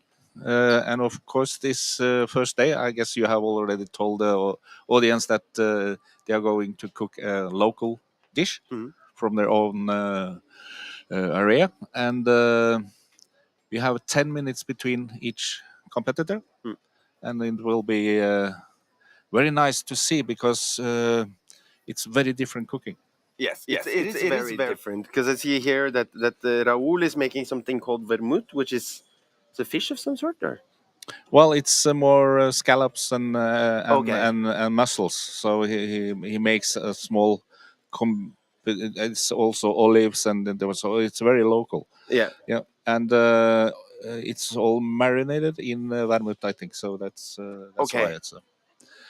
And that's for today. And Paus, he use aubergines, and that's also typical for that region. So it's So it's they very basically nice. selected the dishes, and that sort of also goes with the area of what is you're able to farm there. Yeah, that's Right. correct. Yes. In competitions like this, what is the contestants thinking about? Is it equal to an athlete in a competition, or is it the same as standing on your own kitchen? It's not to stay as same as when you are at work. Yeah. It's different because here you have another pressure, and also you are trying to win. Yes. Because it's a competition, and it's different experience for each candidate. Yeah. And there are difference in age too. So experience and age, it's very wide. Yes. And I'm sure that most of the guys, even if you are 17 years or 22, you are very strict with yourself to make the best result. Yeah. Absolutely. But you've done competitions like this yourself, judged them, and coached people into doing it. That's correct. Right. What do you say to someone who's about to go into a competition like this? My last words always, and I did that today too. Have fun. Have fun. Which is it's so hard, I can imagine. No, but if you are if a Look, chef, they have the Minister of Farming in the competition. Yeah, Should we yeah. go throw her out? Yeah, should we? Okay, that's your job. No, but isn't she ruining the competition? No. Okay, yeah. So you can't talk while you do it. Yeah, especially that's okay. And today it's easier because tomorrow they have a lot of more work to more basic cooking. So that's Yeah. okay. Oh, the cooking is easier today than tomorrow. Yep. Yeah. But I would imagine that in the Greek islands they would be there are certain rules for how you make the kakavia. Absolutely. Yes. Yeah. A lot of old grandmas being very strict on what you put in it or not. It's about the same as our Norwegian. He has fårikål. Yes. And we have 182 ways to make fårikål. I thought it was just the kål in the får, Yeah, the cabbage in the yeah. But it's always different. Okay. Yeah. So some want it that kind of meat, if it's a lamb, yeah, or a sheep. It's får, so it's sheep, no? Yeah. If it's sheep, they are 1 year older. Yes. And taste a lot more than a lamb. Yeah. So if I'm going to make fårikål, yeah, I use the old animals. Yes, of course. Just to get more Because if flavor. not, it would be 40. It would be lammikål. Yeah, that's correct. Do you think that they? Also, because I would imagine if I was to do a cooking competition, having the best dish would be the biggest advantage. But are the jury able to sort of differentiate between the different dishes, how well they're cooked? Like if the Paus dish here, if you were to judge it, if the jury deems his dish better than Raúl's vermouth in Catalonia, doesn't that just say something about the vermouth versus the aubergine and not the cooking skills? And that's why the first day in this competition is more the story about. Yes. So that storytelling is very important today and also tomorrow. But they tell the story behind the dish and why they picked it out. Yeah. Maybe it's some feelings from the grandmother or mother and father. Or That's where I would go. Yeah. That's where I would start. My grandma, who's dead. And of course, when you judge the taste and everything, it's always a challenge because it's different views of the taste. Yeah, but how does the jury, with the subjectivity, how do they separate the objective from the subjective? And that's the challenge when you talk about taste. Yes. Because that's very subjective. Yeah. You can't put an objective way to say it's too salt, too sweet, so that's very personal. Yeah. So a jury member would never say it's too salty or you over salted it without knowing what the dish is. That's right. Yes. Okay, so And- tomorrow is the innovation. Yeah, and then you used about the same ingredients, but you make an innovation the way you cook it. Yeah. And that's the main part of the competition tomorrow. Yeah. Who's the next contestant out? No, it's Norway, I think. It's Oh, Ivar. yes, So, well, we are both Norwegian. So yeah. are we allowed to cheer for the Norway? Oh, you're not. You're the referee. I'm neutral. Yes, yes. But anyway, we always hope that we will be on the top.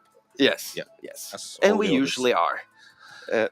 No comments on that, Yes. but the dish he's cooking, fårikål. What is in fårikål? it's lamb and cabbage. Lamb and cabbage. Other things? What is important when making a fårikål? Traditionally, you use whole pepper, Mm. and you use salt. Some ones also put some flour inside to make it more thick. But that's depending on where in Norway you cook it. Yeah. Do you know anything about the dish that we will have after that? The burnt love? No. From Oliver? Yes. See, we only know the Norwegian dishes. Yeah, that's because it's a well-known dish. Yeah. But anyway, it's a lot of flavor in the Danish one too, and also the one from from Portugal is. It's a lot of work in it. It seems very simple, but it's Yes. a lot of work. And they are not cooking the exact kind, like the same kind of dishes. Like some are making fish, some are making sweeter. It's up to them. So they can make a dessert if they want. But isn't it super hard to judge a dessert versus a savory dish? Well, that's why when you are a professional in the skill, it's no problem. But we also, of course, we have some discussions. Yeah. And that's the best. But I have to Yes. start Yes. Ivar. Yes, and okay. I can come back. You later. go start, Ivar. Thank you so much for please come back.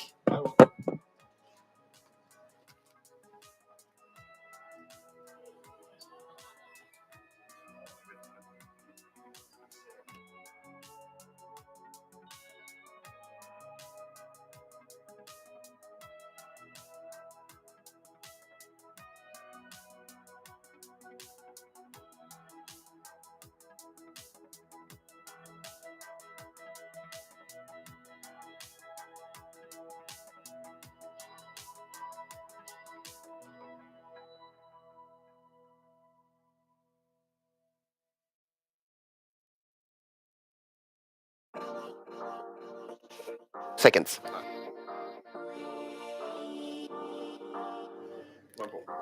I'll be right back in 1 minute.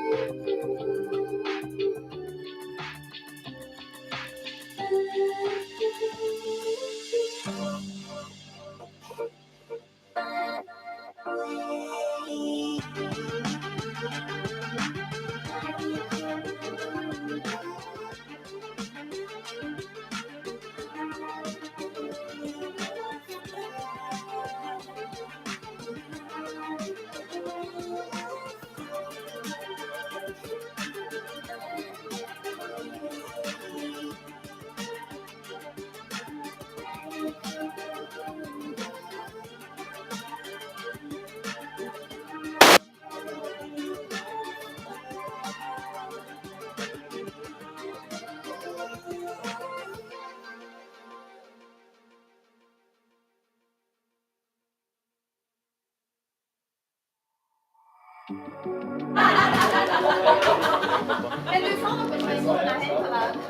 damn it. Hello, we're here live on stream. So we're seeing all the politicians come sabotaging the whole competition. Do you want to say something, May-Britt? No, it's so nice to see the candidate in work, and I'm so proud of them, so young people. Yes. And Oliver, you know you're from Denmark. You're making burnt love. Denmark owned Norway for 400 years. Are you excited? I'm very excited, yes. Yes. It's gonna be very good. Okay. And what are you? Brennende kjærlighet. Brennende kjærlighed. Burning love. Yes. What is it? English. English. So burning love is mashed potatoes with crispy bacon and onions and some red beets on the side. It's pretty easy, but it's very good. Okay. Yes. Minister of Agriculture and Food, Sandra Borch, what do you think so far after looking at the ones who have already started? I'm impressed, and when I go around here, I get a bit hungry, and it smells really good. And I want to wish all of you good luck. It's impressive what you're doing here. Okay, and Per Olav Hopse, you're also a politician. What do you think about what you've seen here today? It's very interesting to see all these young chefs now compete in making their own traditional dishes now. And well, I'm excited to see what they will end up with at the end of the day. But this is really interesting, and it's so nice to meet all the young chefs. They are really enthusiastic about their work, so it sounds promising. Yes, it does sound promising. Good luck, Oliver. We have to go somewhere else, and you have to start cooking pretty soon. Okay, and politicians maybe should get out the kitchen.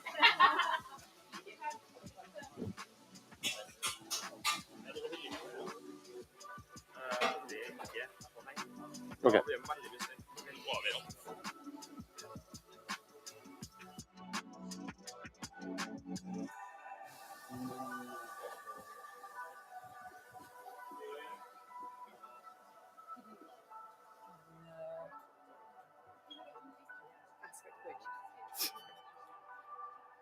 Are det gøy?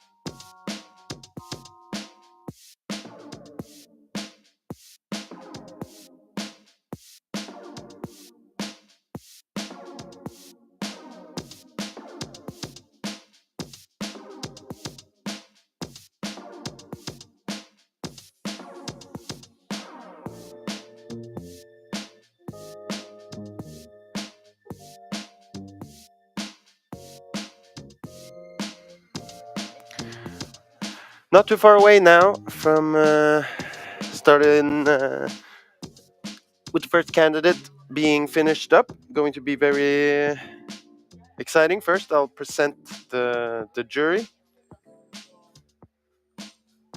We see if Oliver has started now. Should have.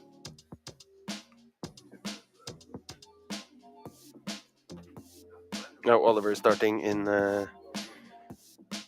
4 short minutes. Then we have Beatriz Coelho from Mino in Portugal starting after that. And then Ruben will start 5 past noon.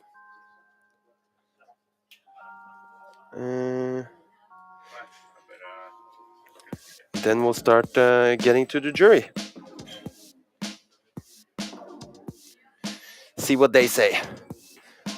Sort of a practice run for them too today. See what they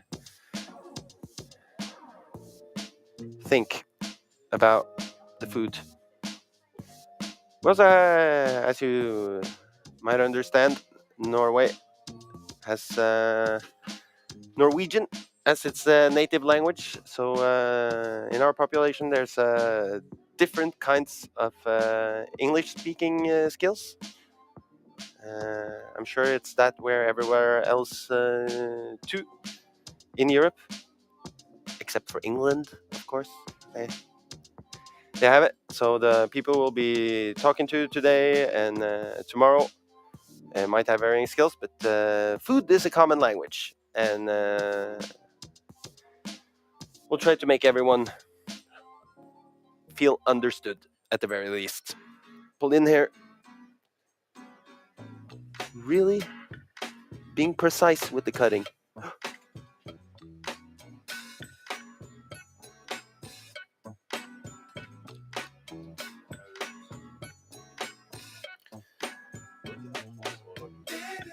We're about 2 minutes out, so I'll log out from there. Just enjoy yourself with these pictures from the kitchen, and we'll try to follow Oliver as he starts. Look at how that looks.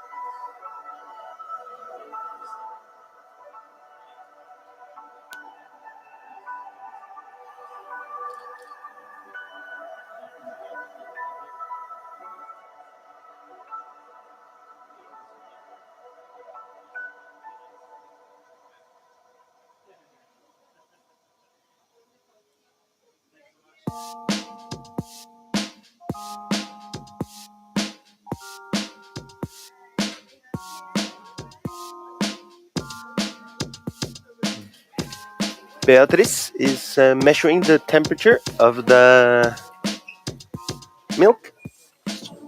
She is she's looking a little bit frustrated.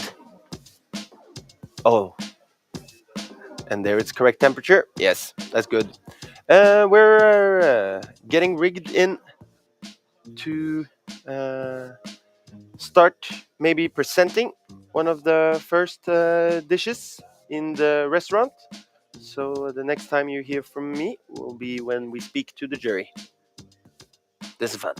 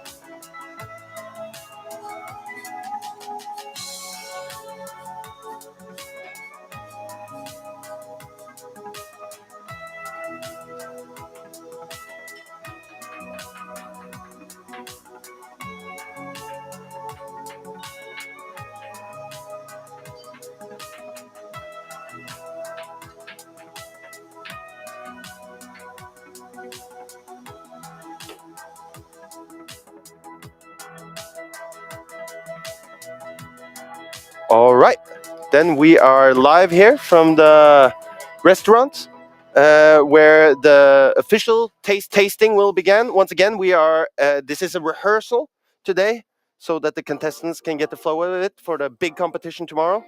I still sense some excitement, and it is a competition, so if only for honor. Johan, our first jury member, you're from the what I call the Greater Trøndelag region, or Jämtland in Sweden. How do you think? I think it's really good. I think the level of competition looks really good. There's a lot of good young chefs, really impressive from how young they actually are. Yes, and no Swedish dishes here today, but fårikål is sort of Swedish. Not quite. Yeah. We do lamidil. Okay, lamidil. But yes. yeah, we do cook Yes, some lambs as well. It's I say Swedish. No, Diane, you're the host of today, the big woman on top. How do you feel about how the rehearsal has gone? I am so excited about this rehearsal, and it's always interesting to see the traditional dish. John Roca, our ambassador for this whole program, always says you should never innovate on a traditional dish unless you can make it better. So it's interesting. Sometimes it's not better the next day. Yeah. So this is a really important moment to really know where the inspiration of the flavors and the smells come from, and looking forward. Yes, yes. And it might even be smart to make a slightly worse dish today so that it's better tomorrow. Right. Espen, it's your last day as the European Young Chef. Yes, unfortunately. Yes. What do you think about the competition today? I think it's very good. It's gonna be. I'm very excited to try all the traditional dishes. So we have like a little bit of knowledge for what they're gonna do tomorrow. See the combination of the traditional in the refined and newer dish. Yes. That's gonna be cool. And do you like fårikål? Yeah. I didn't like it as a kid, but now I really like it. So I'm looking forward to that one. Yeah. Paul Newman, you're chef, ages in the business. You've been awarded the Sustainability Chef of 2022. What do you think of the I'm candidates? actually really excited about this event, especially for the youngsters. It's a showcase for everybody in hospitality, not just kitchens, but service as well. And I think the guys in the kitchen here, we've had a good look around, and I think they're going to do really well. They're all winners, whichever happens. They're all winners. We're all winners, but there's one winner who's an extra winner. Yes. So, yes. Sonakshi, you work at my favorite restaurant, Credo, here in Trondheim. They make some of the world's best dishes. They have a Michelin star. And what do you think of today, and as a young chef yourself? I think where everybody is coming from, showcasing themselves and their cultures and the simplicity they come from, and trying to do something with that, following the old traditions but into a modern living. I think that's wonderful, and it's super exciting to be here, and I wish everyone best of luck. Yes, best of luck to everyone. Gaetano, hi. You're a chef at Charleston. You're from in Palermo.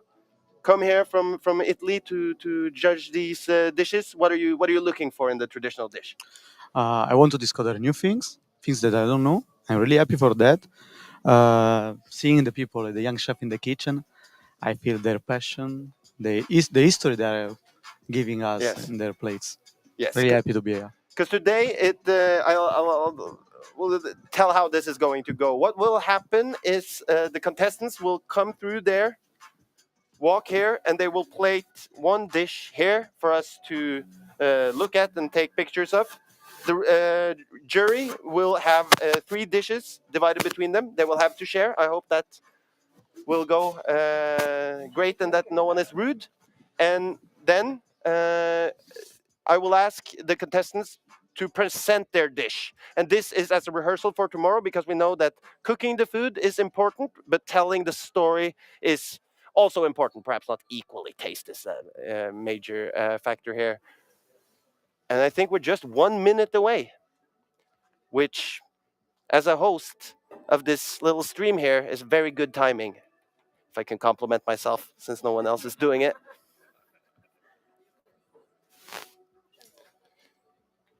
Okay. Then, as our first contestant of the day, we welcome Raúl Gispert from Catalonia.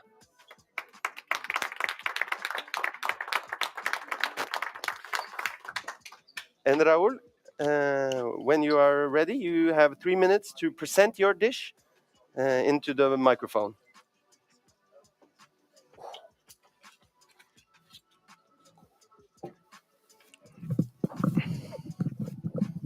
Okay, hello. It's okay. Okay. So I'm going to present my dish. The traditional way is this one. It's the vermouth, and the essence of the dish is to share it, and that's why you don't have an individual dish, because this is a social act in the history when people in the weekends goes out of the meals in the courts, and they used to go to the bar and eat these types of food to share and to talk before the dinner. And you have to share it with the people that you love, your friends, your families, and that's why I love this dish, because when I was a little kid, I started to do this obviously with my family, because in Catalonia it's traditional. Um, and tomorrow we are going to see the high level cuisine of this dish. So I like the contrast of share it and then find the same feeling but different in tomorrow in our dish. So first we have the chips, normal chips, then the mussels in escabeche, that is a mix of oil, vinegar, white wine, and depend of the regions and the sub-regions of Catalonia, they do it in other ways. But that's the three ingredients that have to have. And then the olive and the goggles. All of them are conservations, so that's why they eat it in the bars, because they don't need an extractor or an exit of air like in the normal kitchen, and it was a low cost activity to the poor families and the normal families. And that's it. Does the jury have any questions?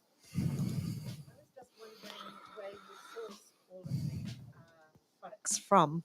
Yeah, I took it from a shop near of my house, like 2 foot and 2 steps, and you are there. And it's all Catalonia products. Also the vermouth, it's a red wine with aromatics, and this in particular have a age in wood in yes. Any other questions?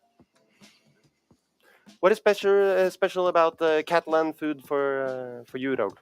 What is special? Yeah, what is the special? Is it the bar cuisine that makes it for you, or is it? No, I think that what is special is that there's a lot of different types of gastronomy inside Catalonia, and I like the diversity that we have, because we have the sea, and you walk 1 kilometer and you are in the mountain, so it's wonderful the diversity of product that we have. And it's the best cuisine in Spain. Yeah, I think yeah, so. yeah. Yes. Oh, I'm so like- proud of it. Like everyone to give a round of applause to Raul. Thank you so much.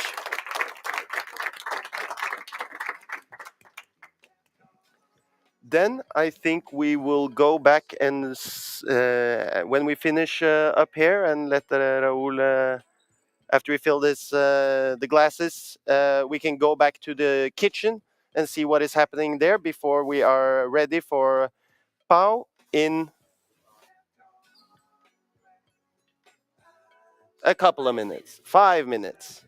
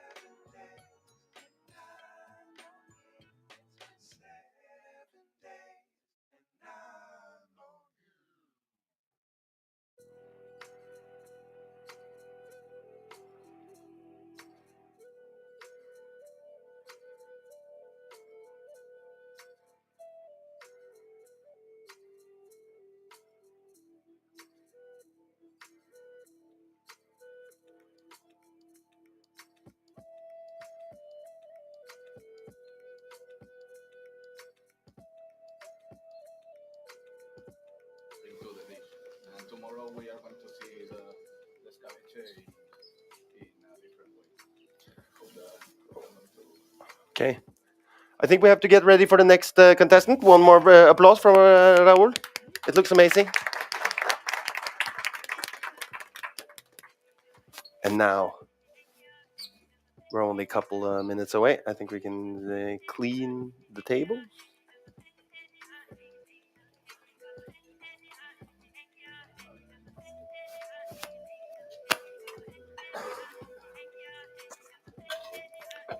Diane, tomorrow when you're doing the grading, because there will be no grades given today, what are you grading for? So many things. Actually, we have very exciting score sheets here. So we're looking at storytelling, the emotion and the imagination in the story communication. We're looking for the acknowledgement of products used in the producer's source, which is why you hear me. Oh, sorry. So we're looking for the storytelling, emotion, and imagination, the communication, acknowledgement of the local products, which is why I was pushing for him to explain a little bit more about those. The flavors, obviously. Tomorrow, obviously, the innovation on the tradition.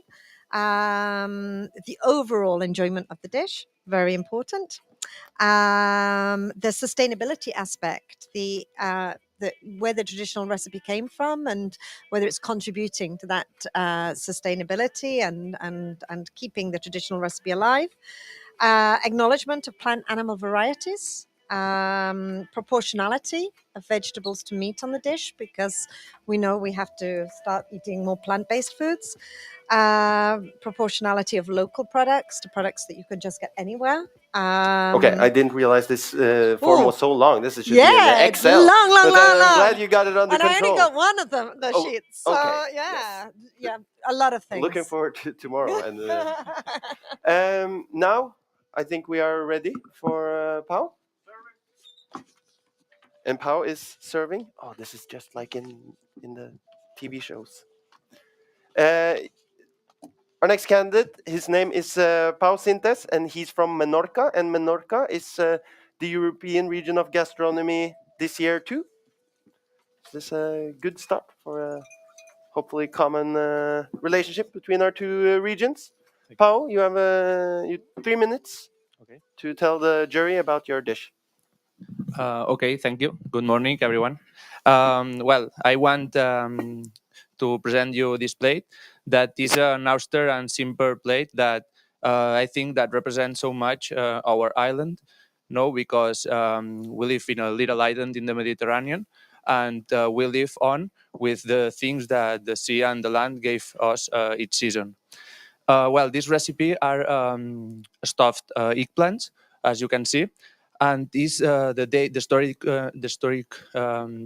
recipe was from the 18th century that was used to eat in the monasteries and convents, and with the people who lived there after the convent talks. Well, and I think that and this is still so popular today until with all the people. No. The popular name of this dish in Menorca, I think because we are surrounded of sea in all parts. In 15 kilometers you have sea. Is aubergine boats, because for the form, the shape you can see, and because they are like boat hull. No. Well, in this case, we have used local variety from Menorca, that is from Ciutadella, that is the city is in the west of the island. I don't know if you have been in Menorca, but it's a so nice city. And all the vegetables we have used, because this plate is a vegetarian old recipe, and I think that is a so good recipe. All the vegetables produced from young farmers that we know, and I think we have to encourage them because they are doing the things good and by the way of ecological and sustainability, and I think it's so important. Well, the tusk you can see, the tusk pan you can see, is a replication, artisanal replication of the old ones. And if you can see, it has a little nozzle in one part. Yes, this little, and Yes, this one, and it's 2 degrees the plate, because in the old times in Menorca was cooked almost everything by pork fat. So it was to drain it, so we could drain all the pork fat there. And today I cooked it with olive oil. That Menorca is nowadays a very good producer of olive oil. But I drain it too, because we can use this nozzle, and it's so good because 2 degrees, not the plate. Well, we are going to pair this dish with talaiotica. That is a beer. You can serve a little bit. It has to be foam, because doesn't matter if okay. And well, this beer appears from sediments that was found in Menorcan talaiotic towns that we have a lot. And historians assimilated this beer of the current the ones we have today. So it's made with all the herbs from the countryside of Menorca, and then it has a little of honey to contrast the bitterness. Okay.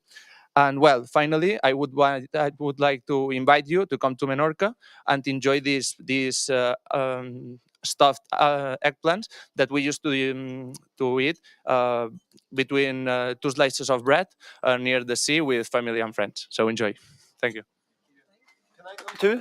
Can I come too? Yeah, Yes. obviously. Do we have any questions from the jury? Are these the pots that you made? Well, no, an artisanal from Menorca made for us. Yeah. Is Yeah. there a particular reason why? Is there a particular reason why you're pairing this specific beer with your dish? Yes, some herbs that I use to cook this dish that we made so caramelized sofrito, that is the base of our cuisine, has the same herbs that has the beer. So and this beer is produced by young people from Menorca, and I think that is a good beer. Thank you. Okay, and for the people at home, the judges aren't really allowed to say what they think about the whole process. That's the thing we're also rehearsing. So, Paul, don't try to read anything if they like it or not into their faces. Although it's hard not to. Could everyone give Paul a round of applause? Thank you. And as we let, do you have any insights, jury, on how this is going? Is the sharing all right? I'm interested that we've had some pairings already with the drinks, and it's nice. Oh, sorry. Yes.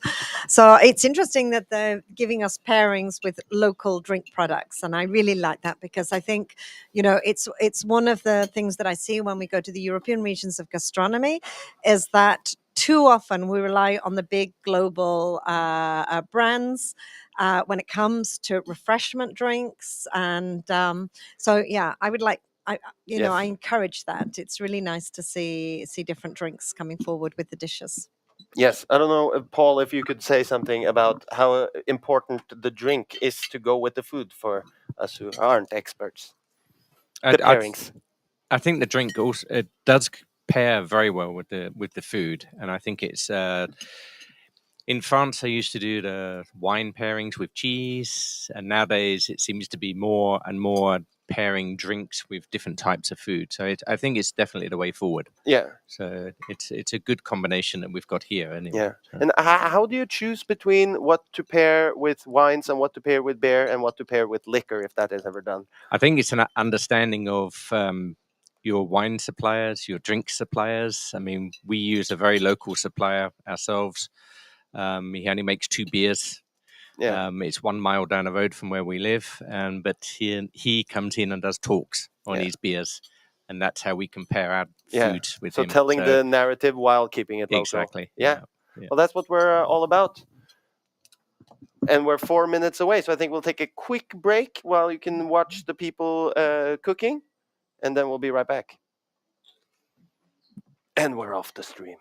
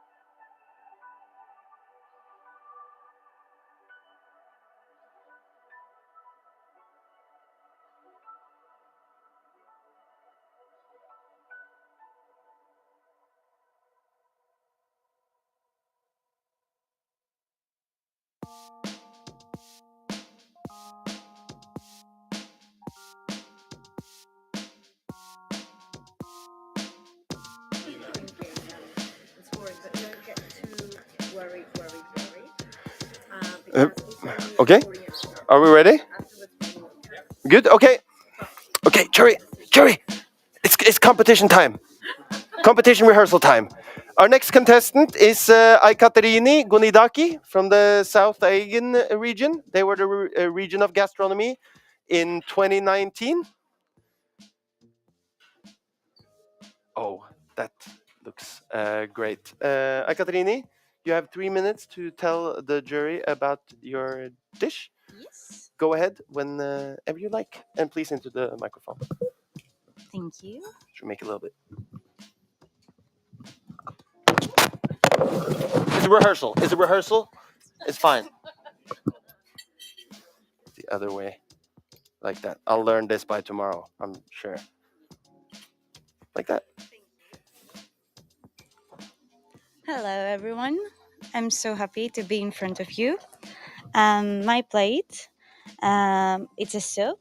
It's the most ancient of all Greek soups. And I would like to tell you some things about it.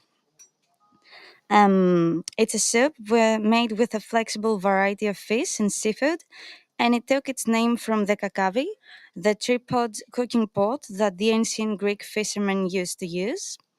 The fishermen used to cook the soup on the coast after a long day of fishing or after some years on their fishing boats. They normally used the fishes that they couldn't sell or the catch of the day. So, in order to cook it, they only needed their fishes and seafood, a few vegetables, olive oil, water, and the secret ingredient, seawater. I also have to say that kakavia is a soup that every time is different, since you can use any fishes and seafood you love. But it's every time so delicious due to the freshness of the ingredients. And my ingredients are Christopsaro, also known as John Dory. Um, it's an ugly fish, but everyone in Greece says it's the most delicious fish. The next one is Scorpina, a dangerous fish because it has poison on its thorns, but once you cook it, it becomes like a poem.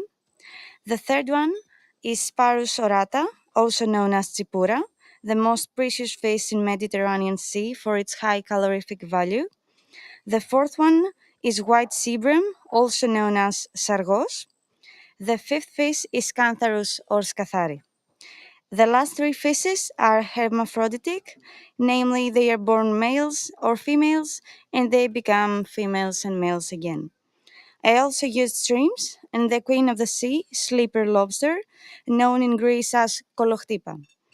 It's my favorite ingredient because it's sweet, tender, and full of iodine. The rest of my ingredients are onions, carrots, potatoes, celery leaves, garlic, tomatoes, olive oil, dry white wine, malagousia, parsley, and seawater. I haven't used salt, just a few pepper. That's it. Thank you very much. Okay. No salt. That's edgy. I feel. Should be. Any questions from the jury? Well, we definitely don't notice that there's a lack of salt because you've brought the seawater all the way from the South Aegean, Yes. which I think is a genius idea, especially given now the health benefits known to be involved in seawater. So, but is that traditional to use the seawater in this dish? Yes. Because they didn't have water and normal water on their boats. They only had the sea. So they used only the seawater and not a big amount, just a small amount.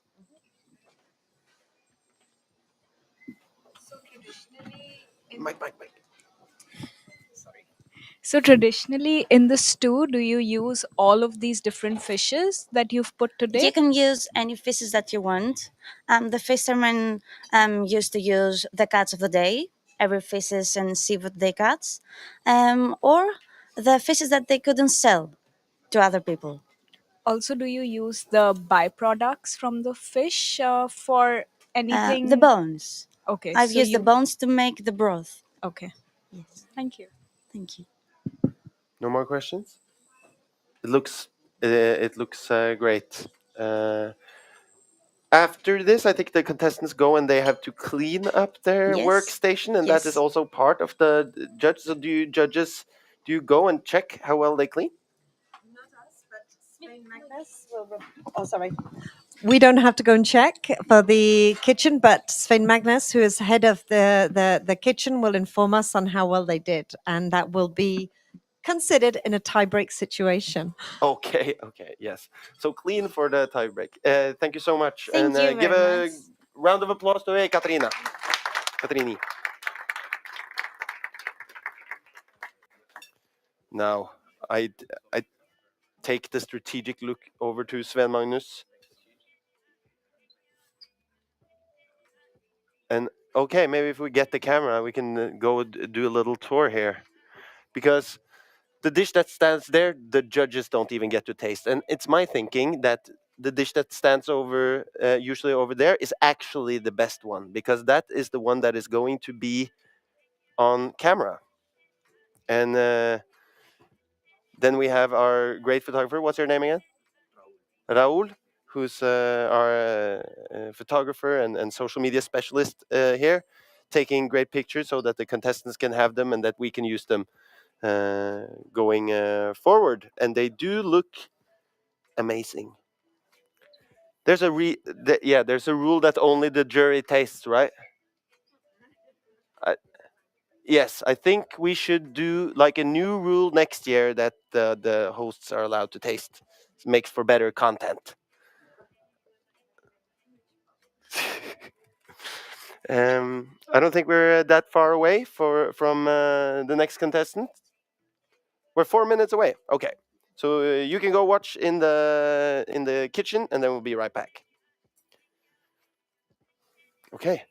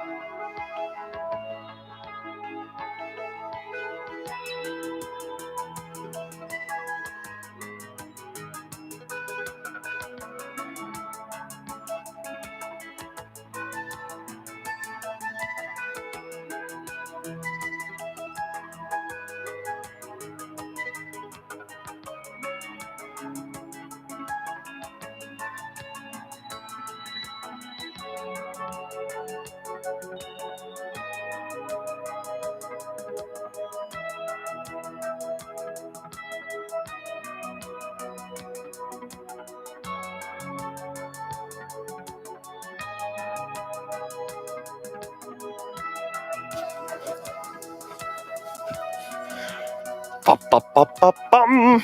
Okay, that's impromptu intro music. We're ready for our next contestant, and it's Pauline Place from Haute-de-France, which is the region for next year of gastronomy. So very excited to have someone from the future here. Yes. Pauline, you have 3 minutes to present your dish. Okay, no problem. The dish is named. Oh, sorry. Okay. The dish is named waterzooi of fish. It's traditional dish of my region because fishermen it's after a job because it's difficult job and dish propose protein. Protein. Yes, and nutrient sufficient of the fishermen. The product is typical for my region.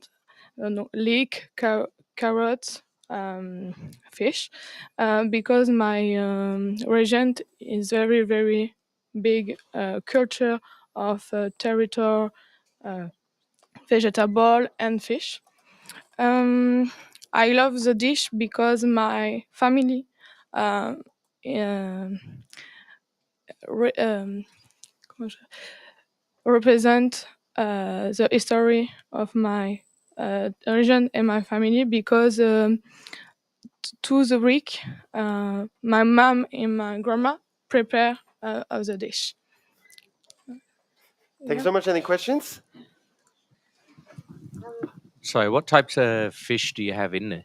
Yeah, alors, the fish is used to the dish is sole, chobo, and Just say the French name. yes, It's fine. yes, different. Um, I mean, I think Paul should know Yeah, the French that's fine. word. Yeah, You've got sorry. yeah, that's fine. You got mussels in there as well. Sorry. Have you mussels in there as well? Yeah. Yeah, Yeah. that's fine. Thank you. Any other questions from the jury? I'd like to know about the sauce. You have to know about the sauce in the microphone. Yes, I'd like to know about the sauce. Can you tell us a little bit more about that? Yes, it's the juice of mozzarella and milk and piment espelette and juice lemon juice. Sorry. I thought when you put lemon juice in the milk, it separates. Yes. No? No. Okay. Learning new things every day. Everyone, give Pauline a great round of applause. Thank you so much.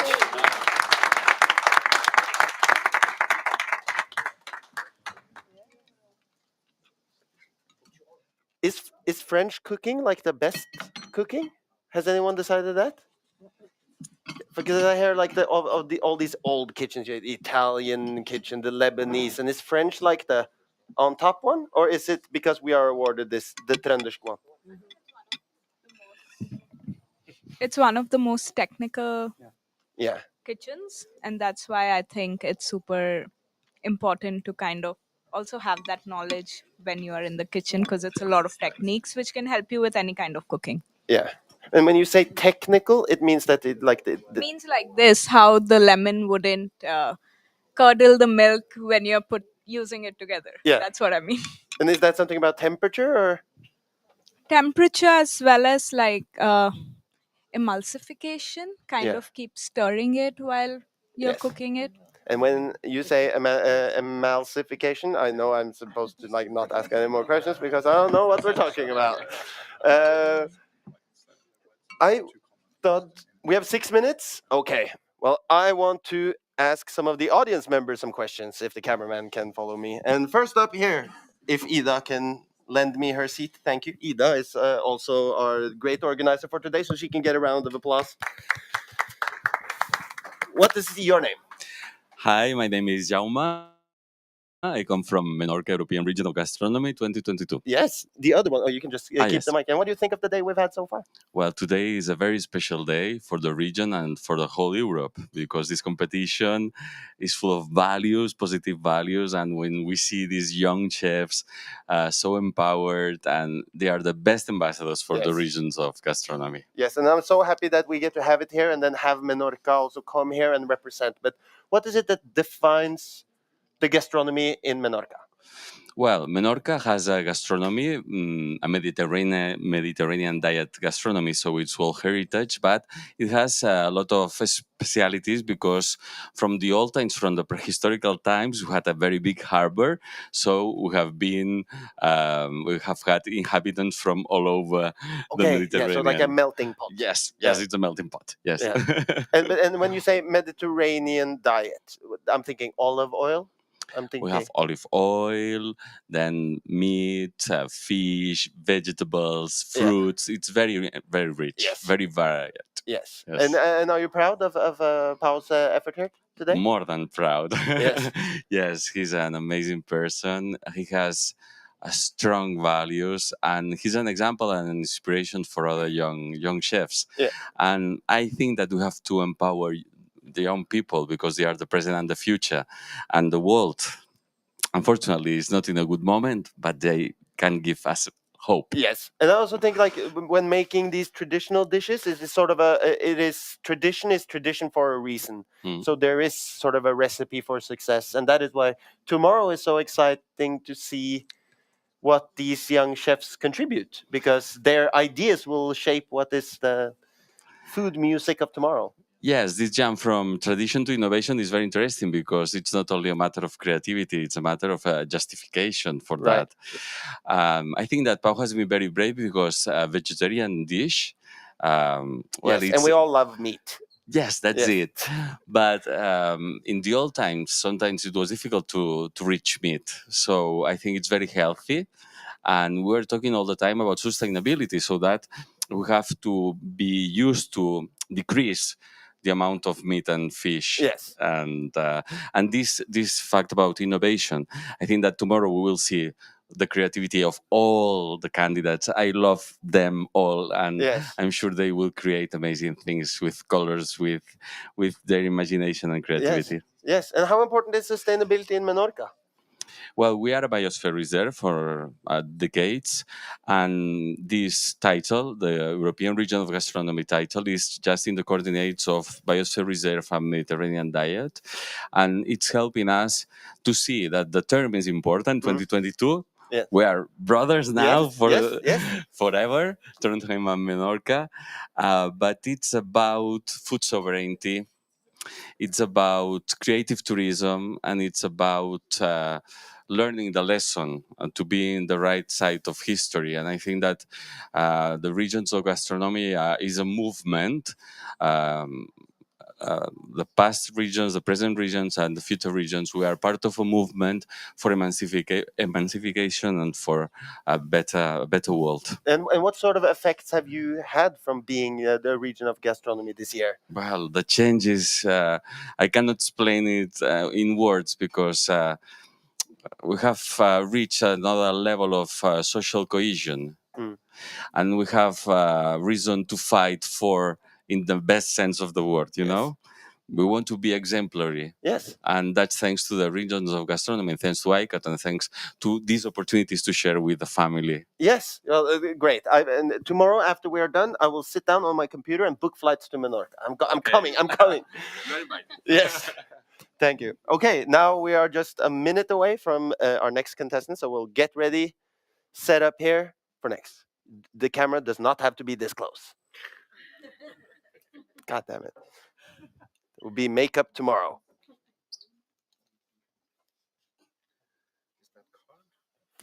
Yes. Oh, is that...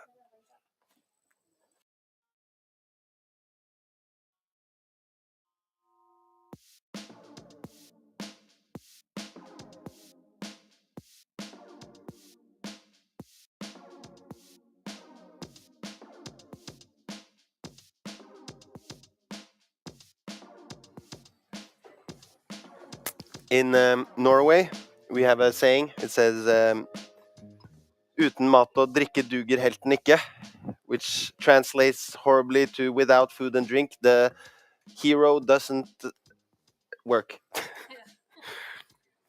And that is so true. And I think it's important to remember that it is sustenance we are talking about here. And our next contestant is Spela Kuel from Slovenia, the region last year.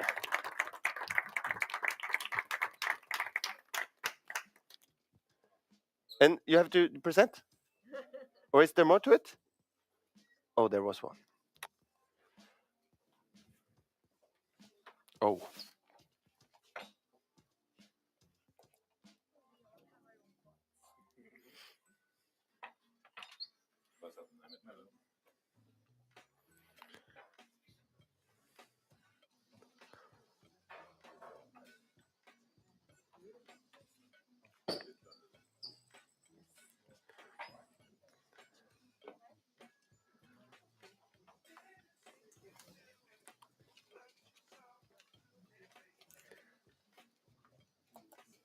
I can say as like a theater geek that the added production value I really like.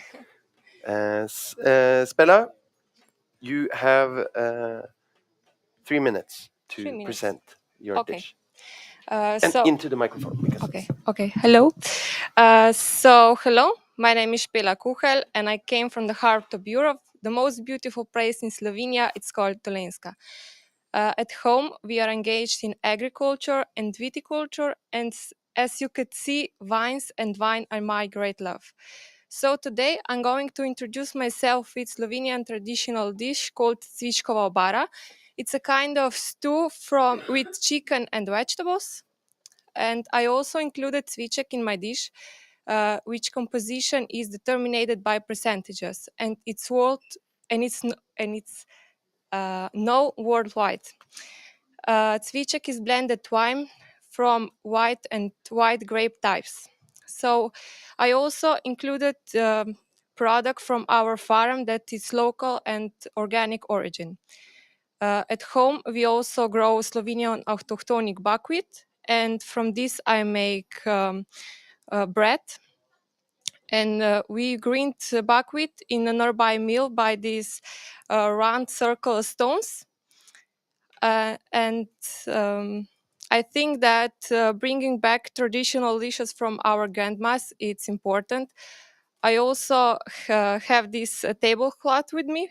It was belonging to my grandma, and it was on on tables for every occasion, every holidays. And also a wooden desk. Slovenia is well known from woods. And beside all other activities at home, we have a carpentry business. And in our workshop, we make quality and products, as well as this wooden desk on which traditional dish was served to you. It is handmade by me, and it's made out of oak. And there is a shape of our country. It's chicken, and the marking when I came from, it's Dolenjska. And yeah, I think that oak represents strength and warmth, and those are two words for that it came to my mind when I think of home. So I think it's important to say that precisely at this time in Slovenia there is Saint Martin taking a place. It's called Martinovanje, and this is holidays when the grape juice that has been fermented turn into young wine. So here I have Slovenian traditional wine cviček. It came from the wine cellar Krško. And if you're okay with this, I would like to serve you and represent you. Okay?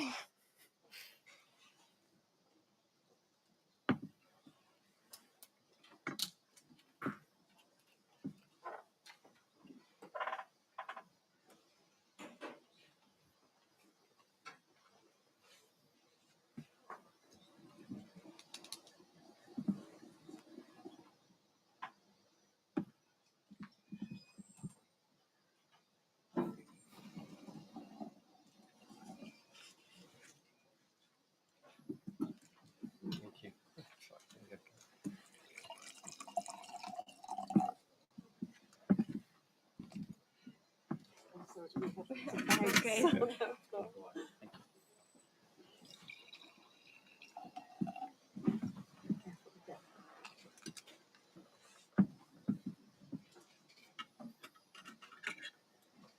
So in Slovenia, it's traditional glass for cviček like this one here. In Slovenia, this is a classic pairing. I think I'm translating for the stream. Was that what you said? There was a classic pairing? A classic wine glass. Okay. Wine glass for this wine. So if we just look at the wine, okay, sorry. If we just looked at the wine is ruby red color, and it's young wine. And if we spin the glass and smell it, we can smell raspberries and rabies. And this is known for cviček. And if we tried it, the taste has high acid and is fresh and young wine. And this one contains 10% of alcohol, so it's not appropriate for aging wines. And because of low sugar, it is appropriate for people with diabetes. So thank you and bon appetit.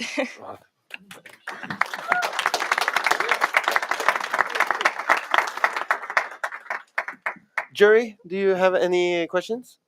Gaetano? Into the mic. Which apps do you use for the plates, please? Inside, yeah. Herbs? Yeah. For the soup? Yeah. I use parsley, thymian, basil, and laurel lists. Bay leaf. Sorry.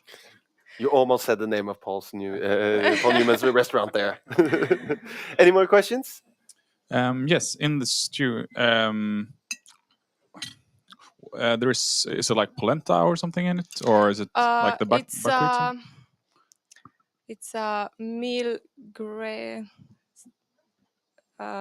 drop. I don't.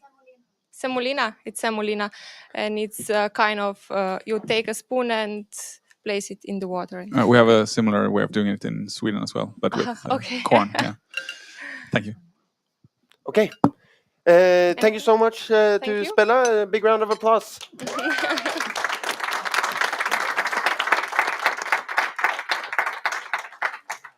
I have to go clean up your workstation, and I'll take the cameraman. Can we talk to some Slovenians?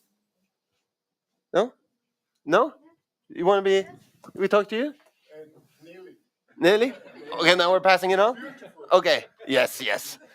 So, what do you think of Spella's performance? Spela is a very good person, and she's very, very good presentation. Yes.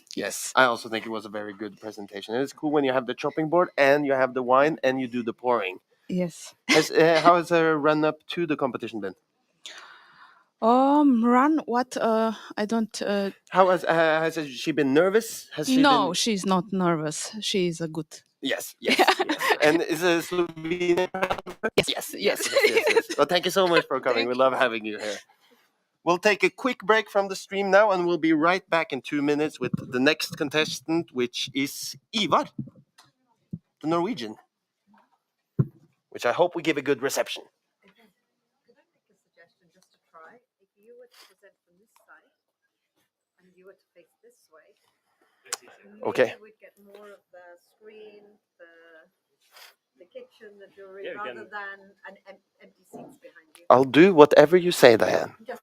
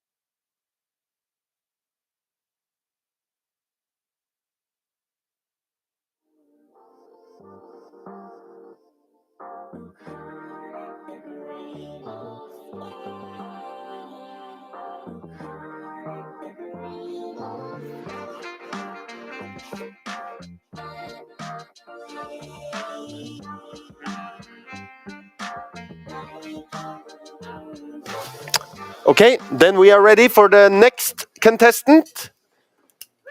Ivar Follingmo Mo. Ivar Follinglo Mo. I mean, here from Trondheim. Big round of applause.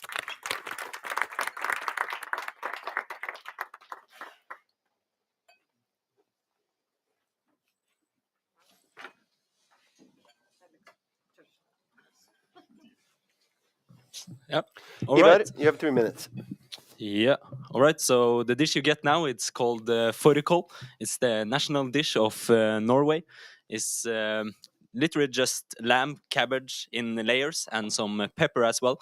So the way I make it, all families has like this different type of recipes, but I make it with, of course, lamb and cabbage, and I use some juniper in bouquet garni. Also use some bay leaves, black pepper, of course, and also some dried mushrooms. And on the top, I have lingonberries. On the side, it's almond potatoes from Vassleggen farm in Oppdal. And I always get them served like on the side. And they're so fresh that you don't even have to peel them off. So, yeah, enjoy. Any questions? Well, I'd like to know a little bit more about the history of this dish. And can you tell us a little bit more? About the history? Yep. Yeah, so it's been the national dish now for many years, and I often get it served to my grandparents at home, and it's always like been there in my childhood as well. So I've been eating it my whole life. Yeah. And therefore, was it a challenge to innovate on it? Yeah, it was. Yeah, absolutely. We are looking forward to tomorrow. When I was young, I didn't like fårikål. Now I love it. But did you like fårikål when you was young, or was it? Was a bit skeptical in the Yeah. beginning, yeah. But then when I was like around 10 years old, I started liking it. Yeah. What's the most important part of a fårikål for you? What's the thing that most people get wrong that they want to get right? That it's not enough cooked, maybe. Yeah. That is like chewy. And also for me, it's really important the quality of the lamb. So the lamb as well is also from Vassleggen farm in Oppdal. So I've been there as well and met the lamb and picked the potatoes myself and yeah, know where it comes from. Okay. Any more questions? What about the berries? What the about berries the berries? is picked by Trøndelag Harvesting. Jim André Stene, I don't know if he's here now. No. Yeah, he was here earlier. So he's like picking all, like the mushroom, the juniper, the lingonberries, all like wildly in the forest. Yeah. Paul? You mentioned about the potatoes. You picked them yourself, or you? What is it? Potatoes. Yeah. Are they from local? Yeah, they're from Vassleggen in Oppdal. So I picked them myself. You picked them Because yourself? we visit the farm, I met the lambs, and I also got to pick the potatoes myself. So it's the potatoes that I will serve today and tomorrow. I have a question. If playing at having this home field advantage, do you feel? Are you nervous about tomorrow? Sort of being there, the pressure is on. I'm a bit nervous about tomorrow, more than today. Yeah. Yeah. Yeah. Well, it looks great to my eyes, but let's give him a great round of applause.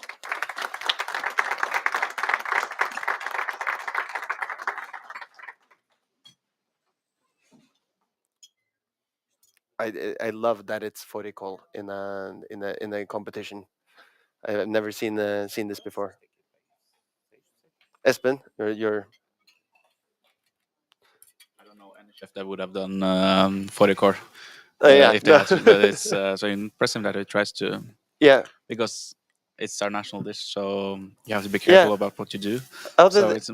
But I also it's something else to sort of get to see and smell would be even better to taste the dishes from all these different cultures because they are different, but you can also see some European similarities. I feel we do like this stewy kind of thing, don't we? Yeah, definitely. Yeah. I mean, and when you consider it, you know, a lot of these dishes are very heavy and full of sustenance because people were eating them to go out into the fields and work or down the mines and work. That, they had much more physical jobs than we have today. And so this is the interesting thing about innovating now, is to think also about proportionality on the dish, because if you're sitting on a desk job, you don't need such big heavy plates anymore, and sometimes it's been a challenge in many of the regions, particularly in the more rural regions, to rethink this concept of having more fine dining, small portions, even in the small bistros and more local restaurants, to rethink about the size and proportionality of the dish, because we don't need to eat as much as we did before. Yeah. So we're not having to have our energy and calories up. So And also the cabbage and the sheep goes together in that they're seasonal together, right? I don't know if anybody has any views on this eating seasonal sort of thing. Is that a big trend now, or is that just something as sustainability? Yes, actually. I think we always think of seasonality when it comes to just vegetables or fruits, but a marriage between a meat product and vegetable being kind of harvested or have the same slaughter time, it's the first time I'm listening about this. Yeah. Yeah. Okay, well, that's great. We're going to take a quick break and then be back with the next contestant. And we're actually approaching the end here, so stay tuned. Watch the kitchen.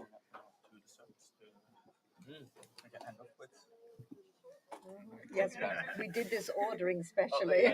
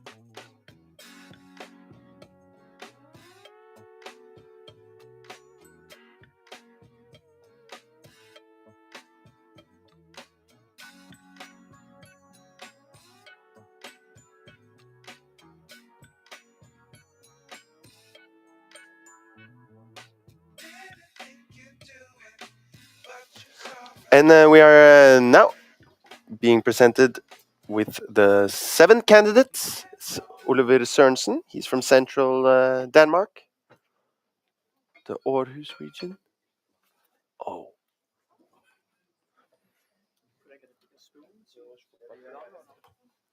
Yeah. Do we have a big spoon? We're gonna need a bigger spoon. That's a Jaws reference for all you watching at home. It's also a movie about food.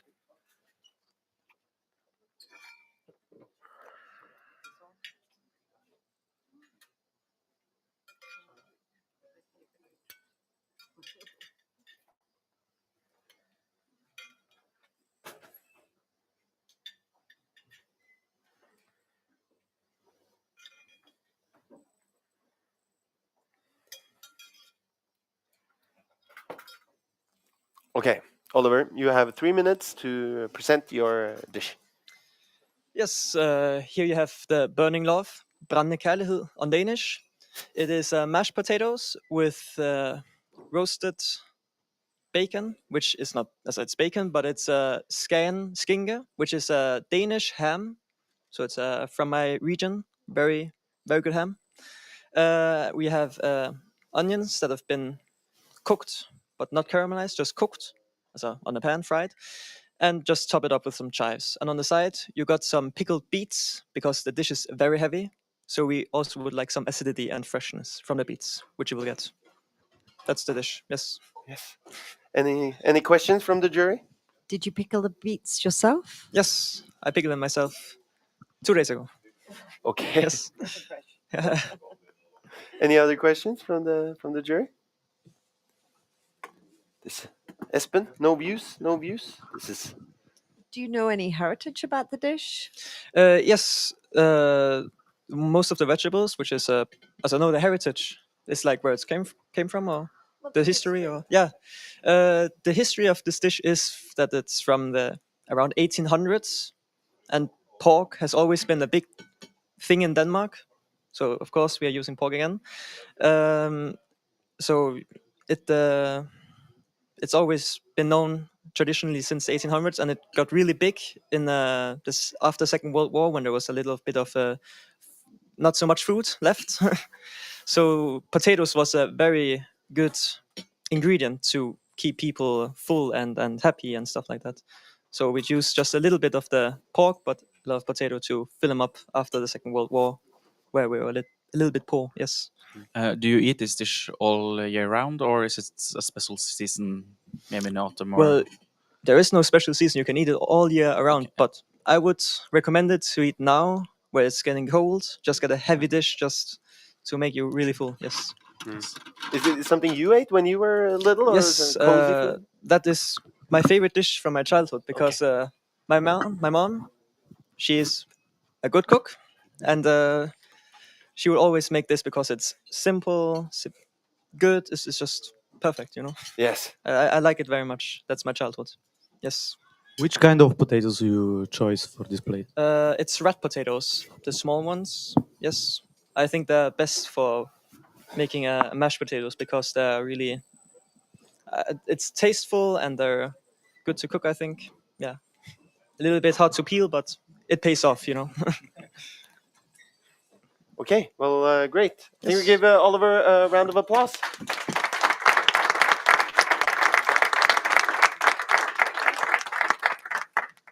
Now I think you have to go clean. Yeah. And perhaps for the cameras, you have to put some pickled beets on that too. If you want it to be competitive. How do you think when you do this? Yeah, like can it go like very wrong very fast, or is it like important that it's right there? Okay, you can't screw up. Yeah. Know where it is. Yeah, no, because everything looks so pretty. I was just, yeah. Yes. No. It's yeah. Thank you so much, Oliver. Yeah. I think we also need to just Per Olav Hopsøy, we have to stay a little bit quiet when the guys are presenting as a respect. God damn it. I found no Danish people to talk to, so we'll be right back. And you watch the kitchen. The last contestants are just finishing up, I think. The two last, so we're down to just two. Yeah, so we can see them. It's getting lonely in the kitchen.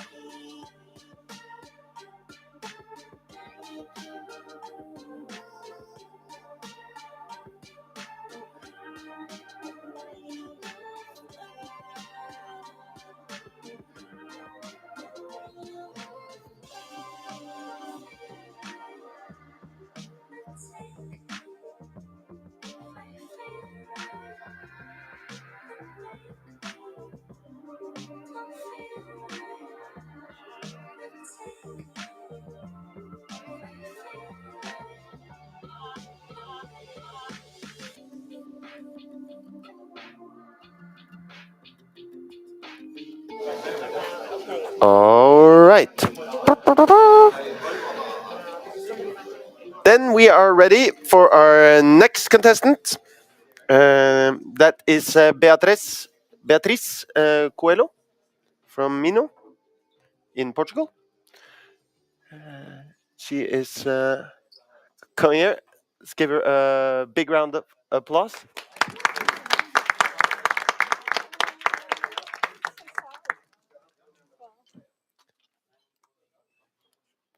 Okay, Beatrice, you have 3 minutes to present your dish. I'm here to present the Vienna half moons. They were a sweet made at the Santiago Recolhimento in Viana do Castelo. They were sold in a wheel, the foundling wheel. The same wheel served to the parents leave their children in the institution, and later this served to sell the sweets. The sweets are made with a dough of flour, water, and butter, and a filling with syrup, almond flour, manioc flour, and egg yolks.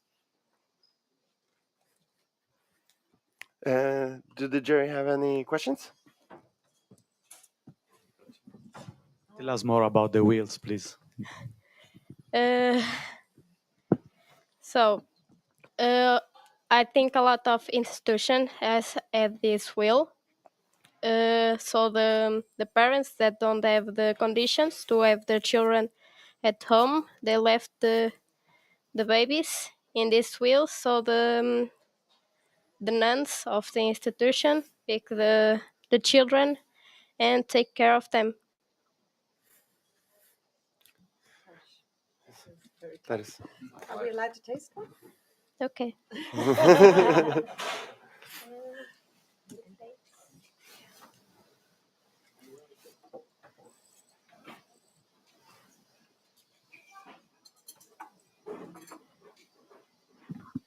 So do you hand roll the dough?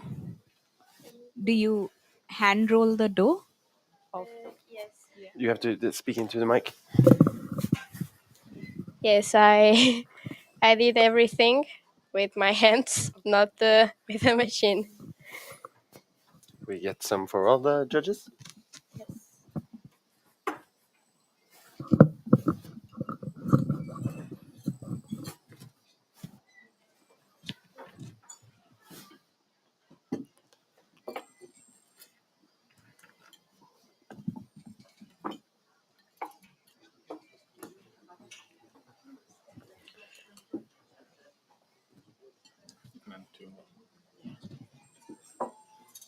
Did you say you wanted two? No. You're not allowed to do that.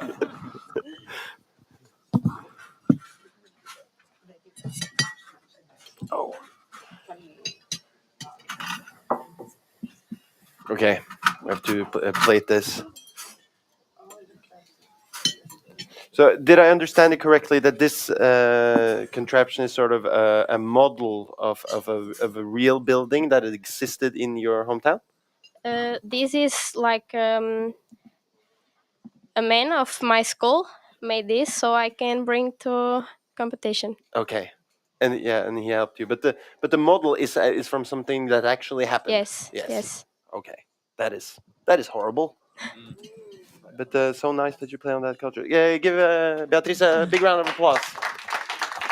Sorry, can I have one ask more another question? question? Could you tell us about the filling that you've used? The filling A bit is more. I made a syrup with water and sugar. Then I add the almond flour, the manioc flour, and the egg yolks. Also, is there a specific time of the day that people generally eat this, or is it just a snack that you can munch on anytime? I think it's a sweet that we can eat at every time of the day. Okay. So. No, I'm not sure. Thank you so much. One more round of applause. Yes. Go make sure that is gets taken a good photo of. It's very cool. Dan or anyone from the jury. I thought it was interesting to see how you put up the different candidates in this, because it doesn't seem entirely random. How did you go about choosing in which order the candidates presents? Yes, in principle, it was always in the order of the regions of gastronomy. except that we realized that this doesn't work, because if you go from a meat dish, then to a fish dish, then to a sweet dish, then to a meat dish again, apart from it being very difficult on the judges' stomachs, Yes. it's not a good way for your taste buds to really enjoy the food and to really understand the food, because it influences. So we decided that we would follow an order that in principle would go from, obviously we had an appetizer in this case, so that was obviously going to go first. Then we would go to any vegetarian dishes, then to any shellfish dishes, then to fish, then through the meats, getting gradually heavier and heavier and heavier, and then of course the sweets, And now desserts we're at at the the end. sweets. But then of course when there's two sweets, it's interesting, this year we have two sweets, both from Portugal. So two regions from Portugal. And in that case, you see that it's in the order of the regions of gastronomy. So that's why we have Minho first, who were European Region of Gastronomy 2016. Yes. And then our last one, which will be Coimbra 2021. So we can... So we got to use that ordering. we got to use the order then. Yeah. How does that work? Is it you mentioned that your palate sort of gets like mixed up. Is that something do you drink water tactically, or is that how does that work? If I don't know if anyone is saying, how do you? Yes, of course, you try to drink water to clear your palate. But if you eat a very sweet dish and then you get a quite bitter dish afterwards, the bitter dish will be even bitter because you already ate something sweet. So It will be bitterer. Yeah, bitterer. Yes. That's Norwegian English. Yes, it will be much more bitter. Yeah. Thank you. But what order would you like to be in here if you were competing again?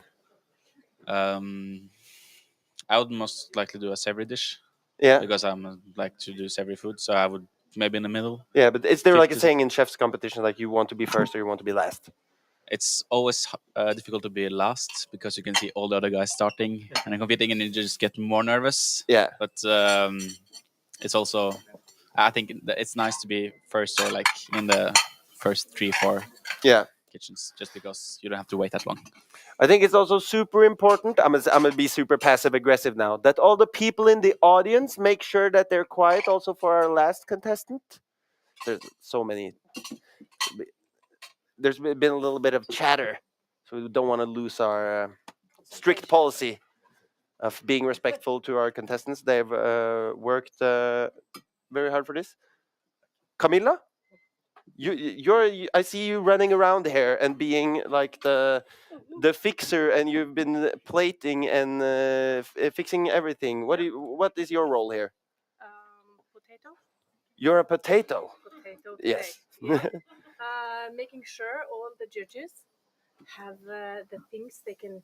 So clean knife, clean plates, water in the glass. Yeah, Yes. that's my job. Well, we had a fantastic little mix-up here earlier when we weren't sure when we were going to cut off one of the lunches to make sure that we were ready to broadcast here. Yeah. And we were basically 15 minutes late, but I hadn't told you, and then I told you, and we were 5 minutes late, and I went like, oh, no, the guests have to come now. Yeah. And you took it very nicely, and then you turned to all the people under you who are also doing a great job and went, we got 12 minutes. We got 12 minutes. Yeah. And then I felt, that's our job. yes. Yeah. And then I felt like So- I was in the cooking show. Yeah, that's good. Yes. That's good. I think you are doing a wonderful job. And to all of the people here at Strinda, I think Thank you. you deserve a good round of applause. Thank you.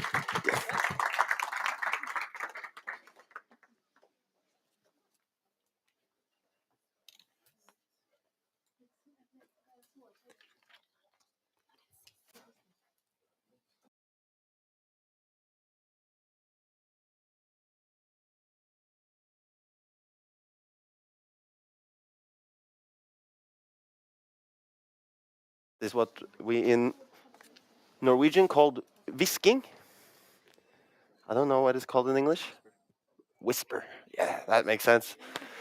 We are very soon getting ready for our next and last final contestant. It's another sweet dish from the Coimbra region. and we are ready for Ruben Lima from the Coimbra region, the European Region of Gastronomy in 2021. Give a round of applause.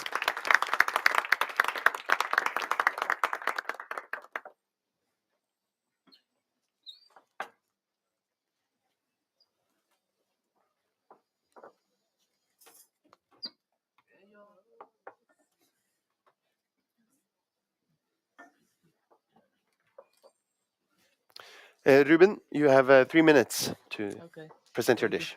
Hello, my name is Ruben, and I representing Portugal, Serra da Lousã. Onde é que está?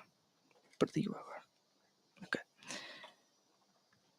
The dessert is a tigelada lausanense, was a dessert from widely families in regions with poor and well-off people. A reflection of the agro-pastoral traditions of these territories, depending on the areas of Beira Serra, from Lausanne to Estrela.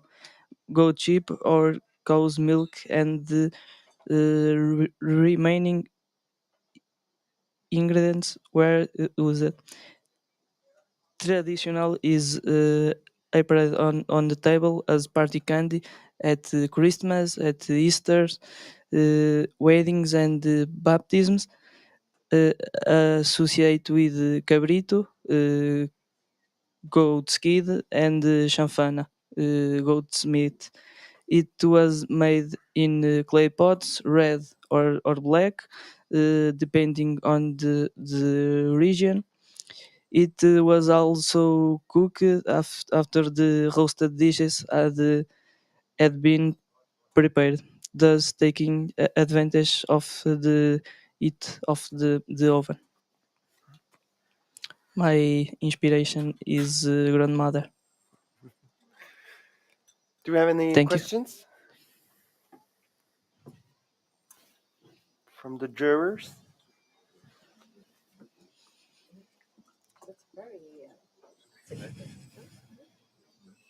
It has a very surprising flavor, In the mic. actually. Yeah, it has a very surprising flavor. Can you tell us about how you get that intensity of flavor? What? Repeat, How please. you have managed to get this intensity of flavor? What is it that, because it's a very beautiful, strong flavor. Yeah, it's egg, flavor, milk, and this. So the spices, is it like cinnamon, Yeah. orange? Yeah. Cinnamon, lemon zest. Lemon zest. Yeah. It's very good. Thank you. Okay. Well, then I think we take a big round of applause for Ruben. Great. Now it also sucks for you because you're the last to clean up. Let the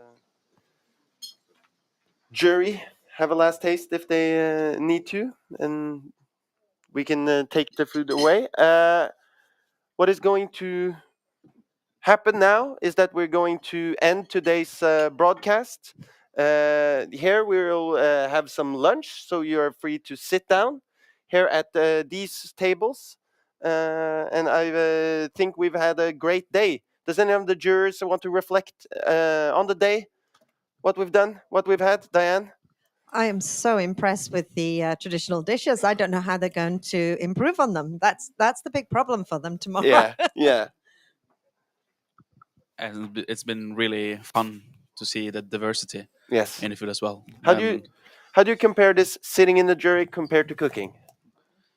I'm a bit more relaxed, I can say, than when I'm competing. But the fun thing about sitting in a jury now is that now you actually get to see all dishes, because when you're in competing, you only get like glimpse of it. Yeah. And now you can like really study them and taste them, and that's cool. Yeah. And any things you are especially excited about tomorrow, the food wise?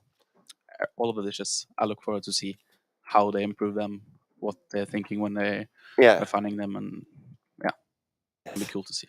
Because I would imagine being or destroying something here in a lot of these cultures is close to blasphemy, no? Would you say? It's a yes. It's a high distance to fall. So to all of you watching there at home, you can follow us tomorrow from 9. We'll be back on the stream with when this competition turns into a very serious affair, and I'll bring my serious pants on. And it's been great having you follow us here, and it's been great having all of you in the audience and all the people here at Strina making this day what it is. So thank you so much, and we'll see you tomorrow.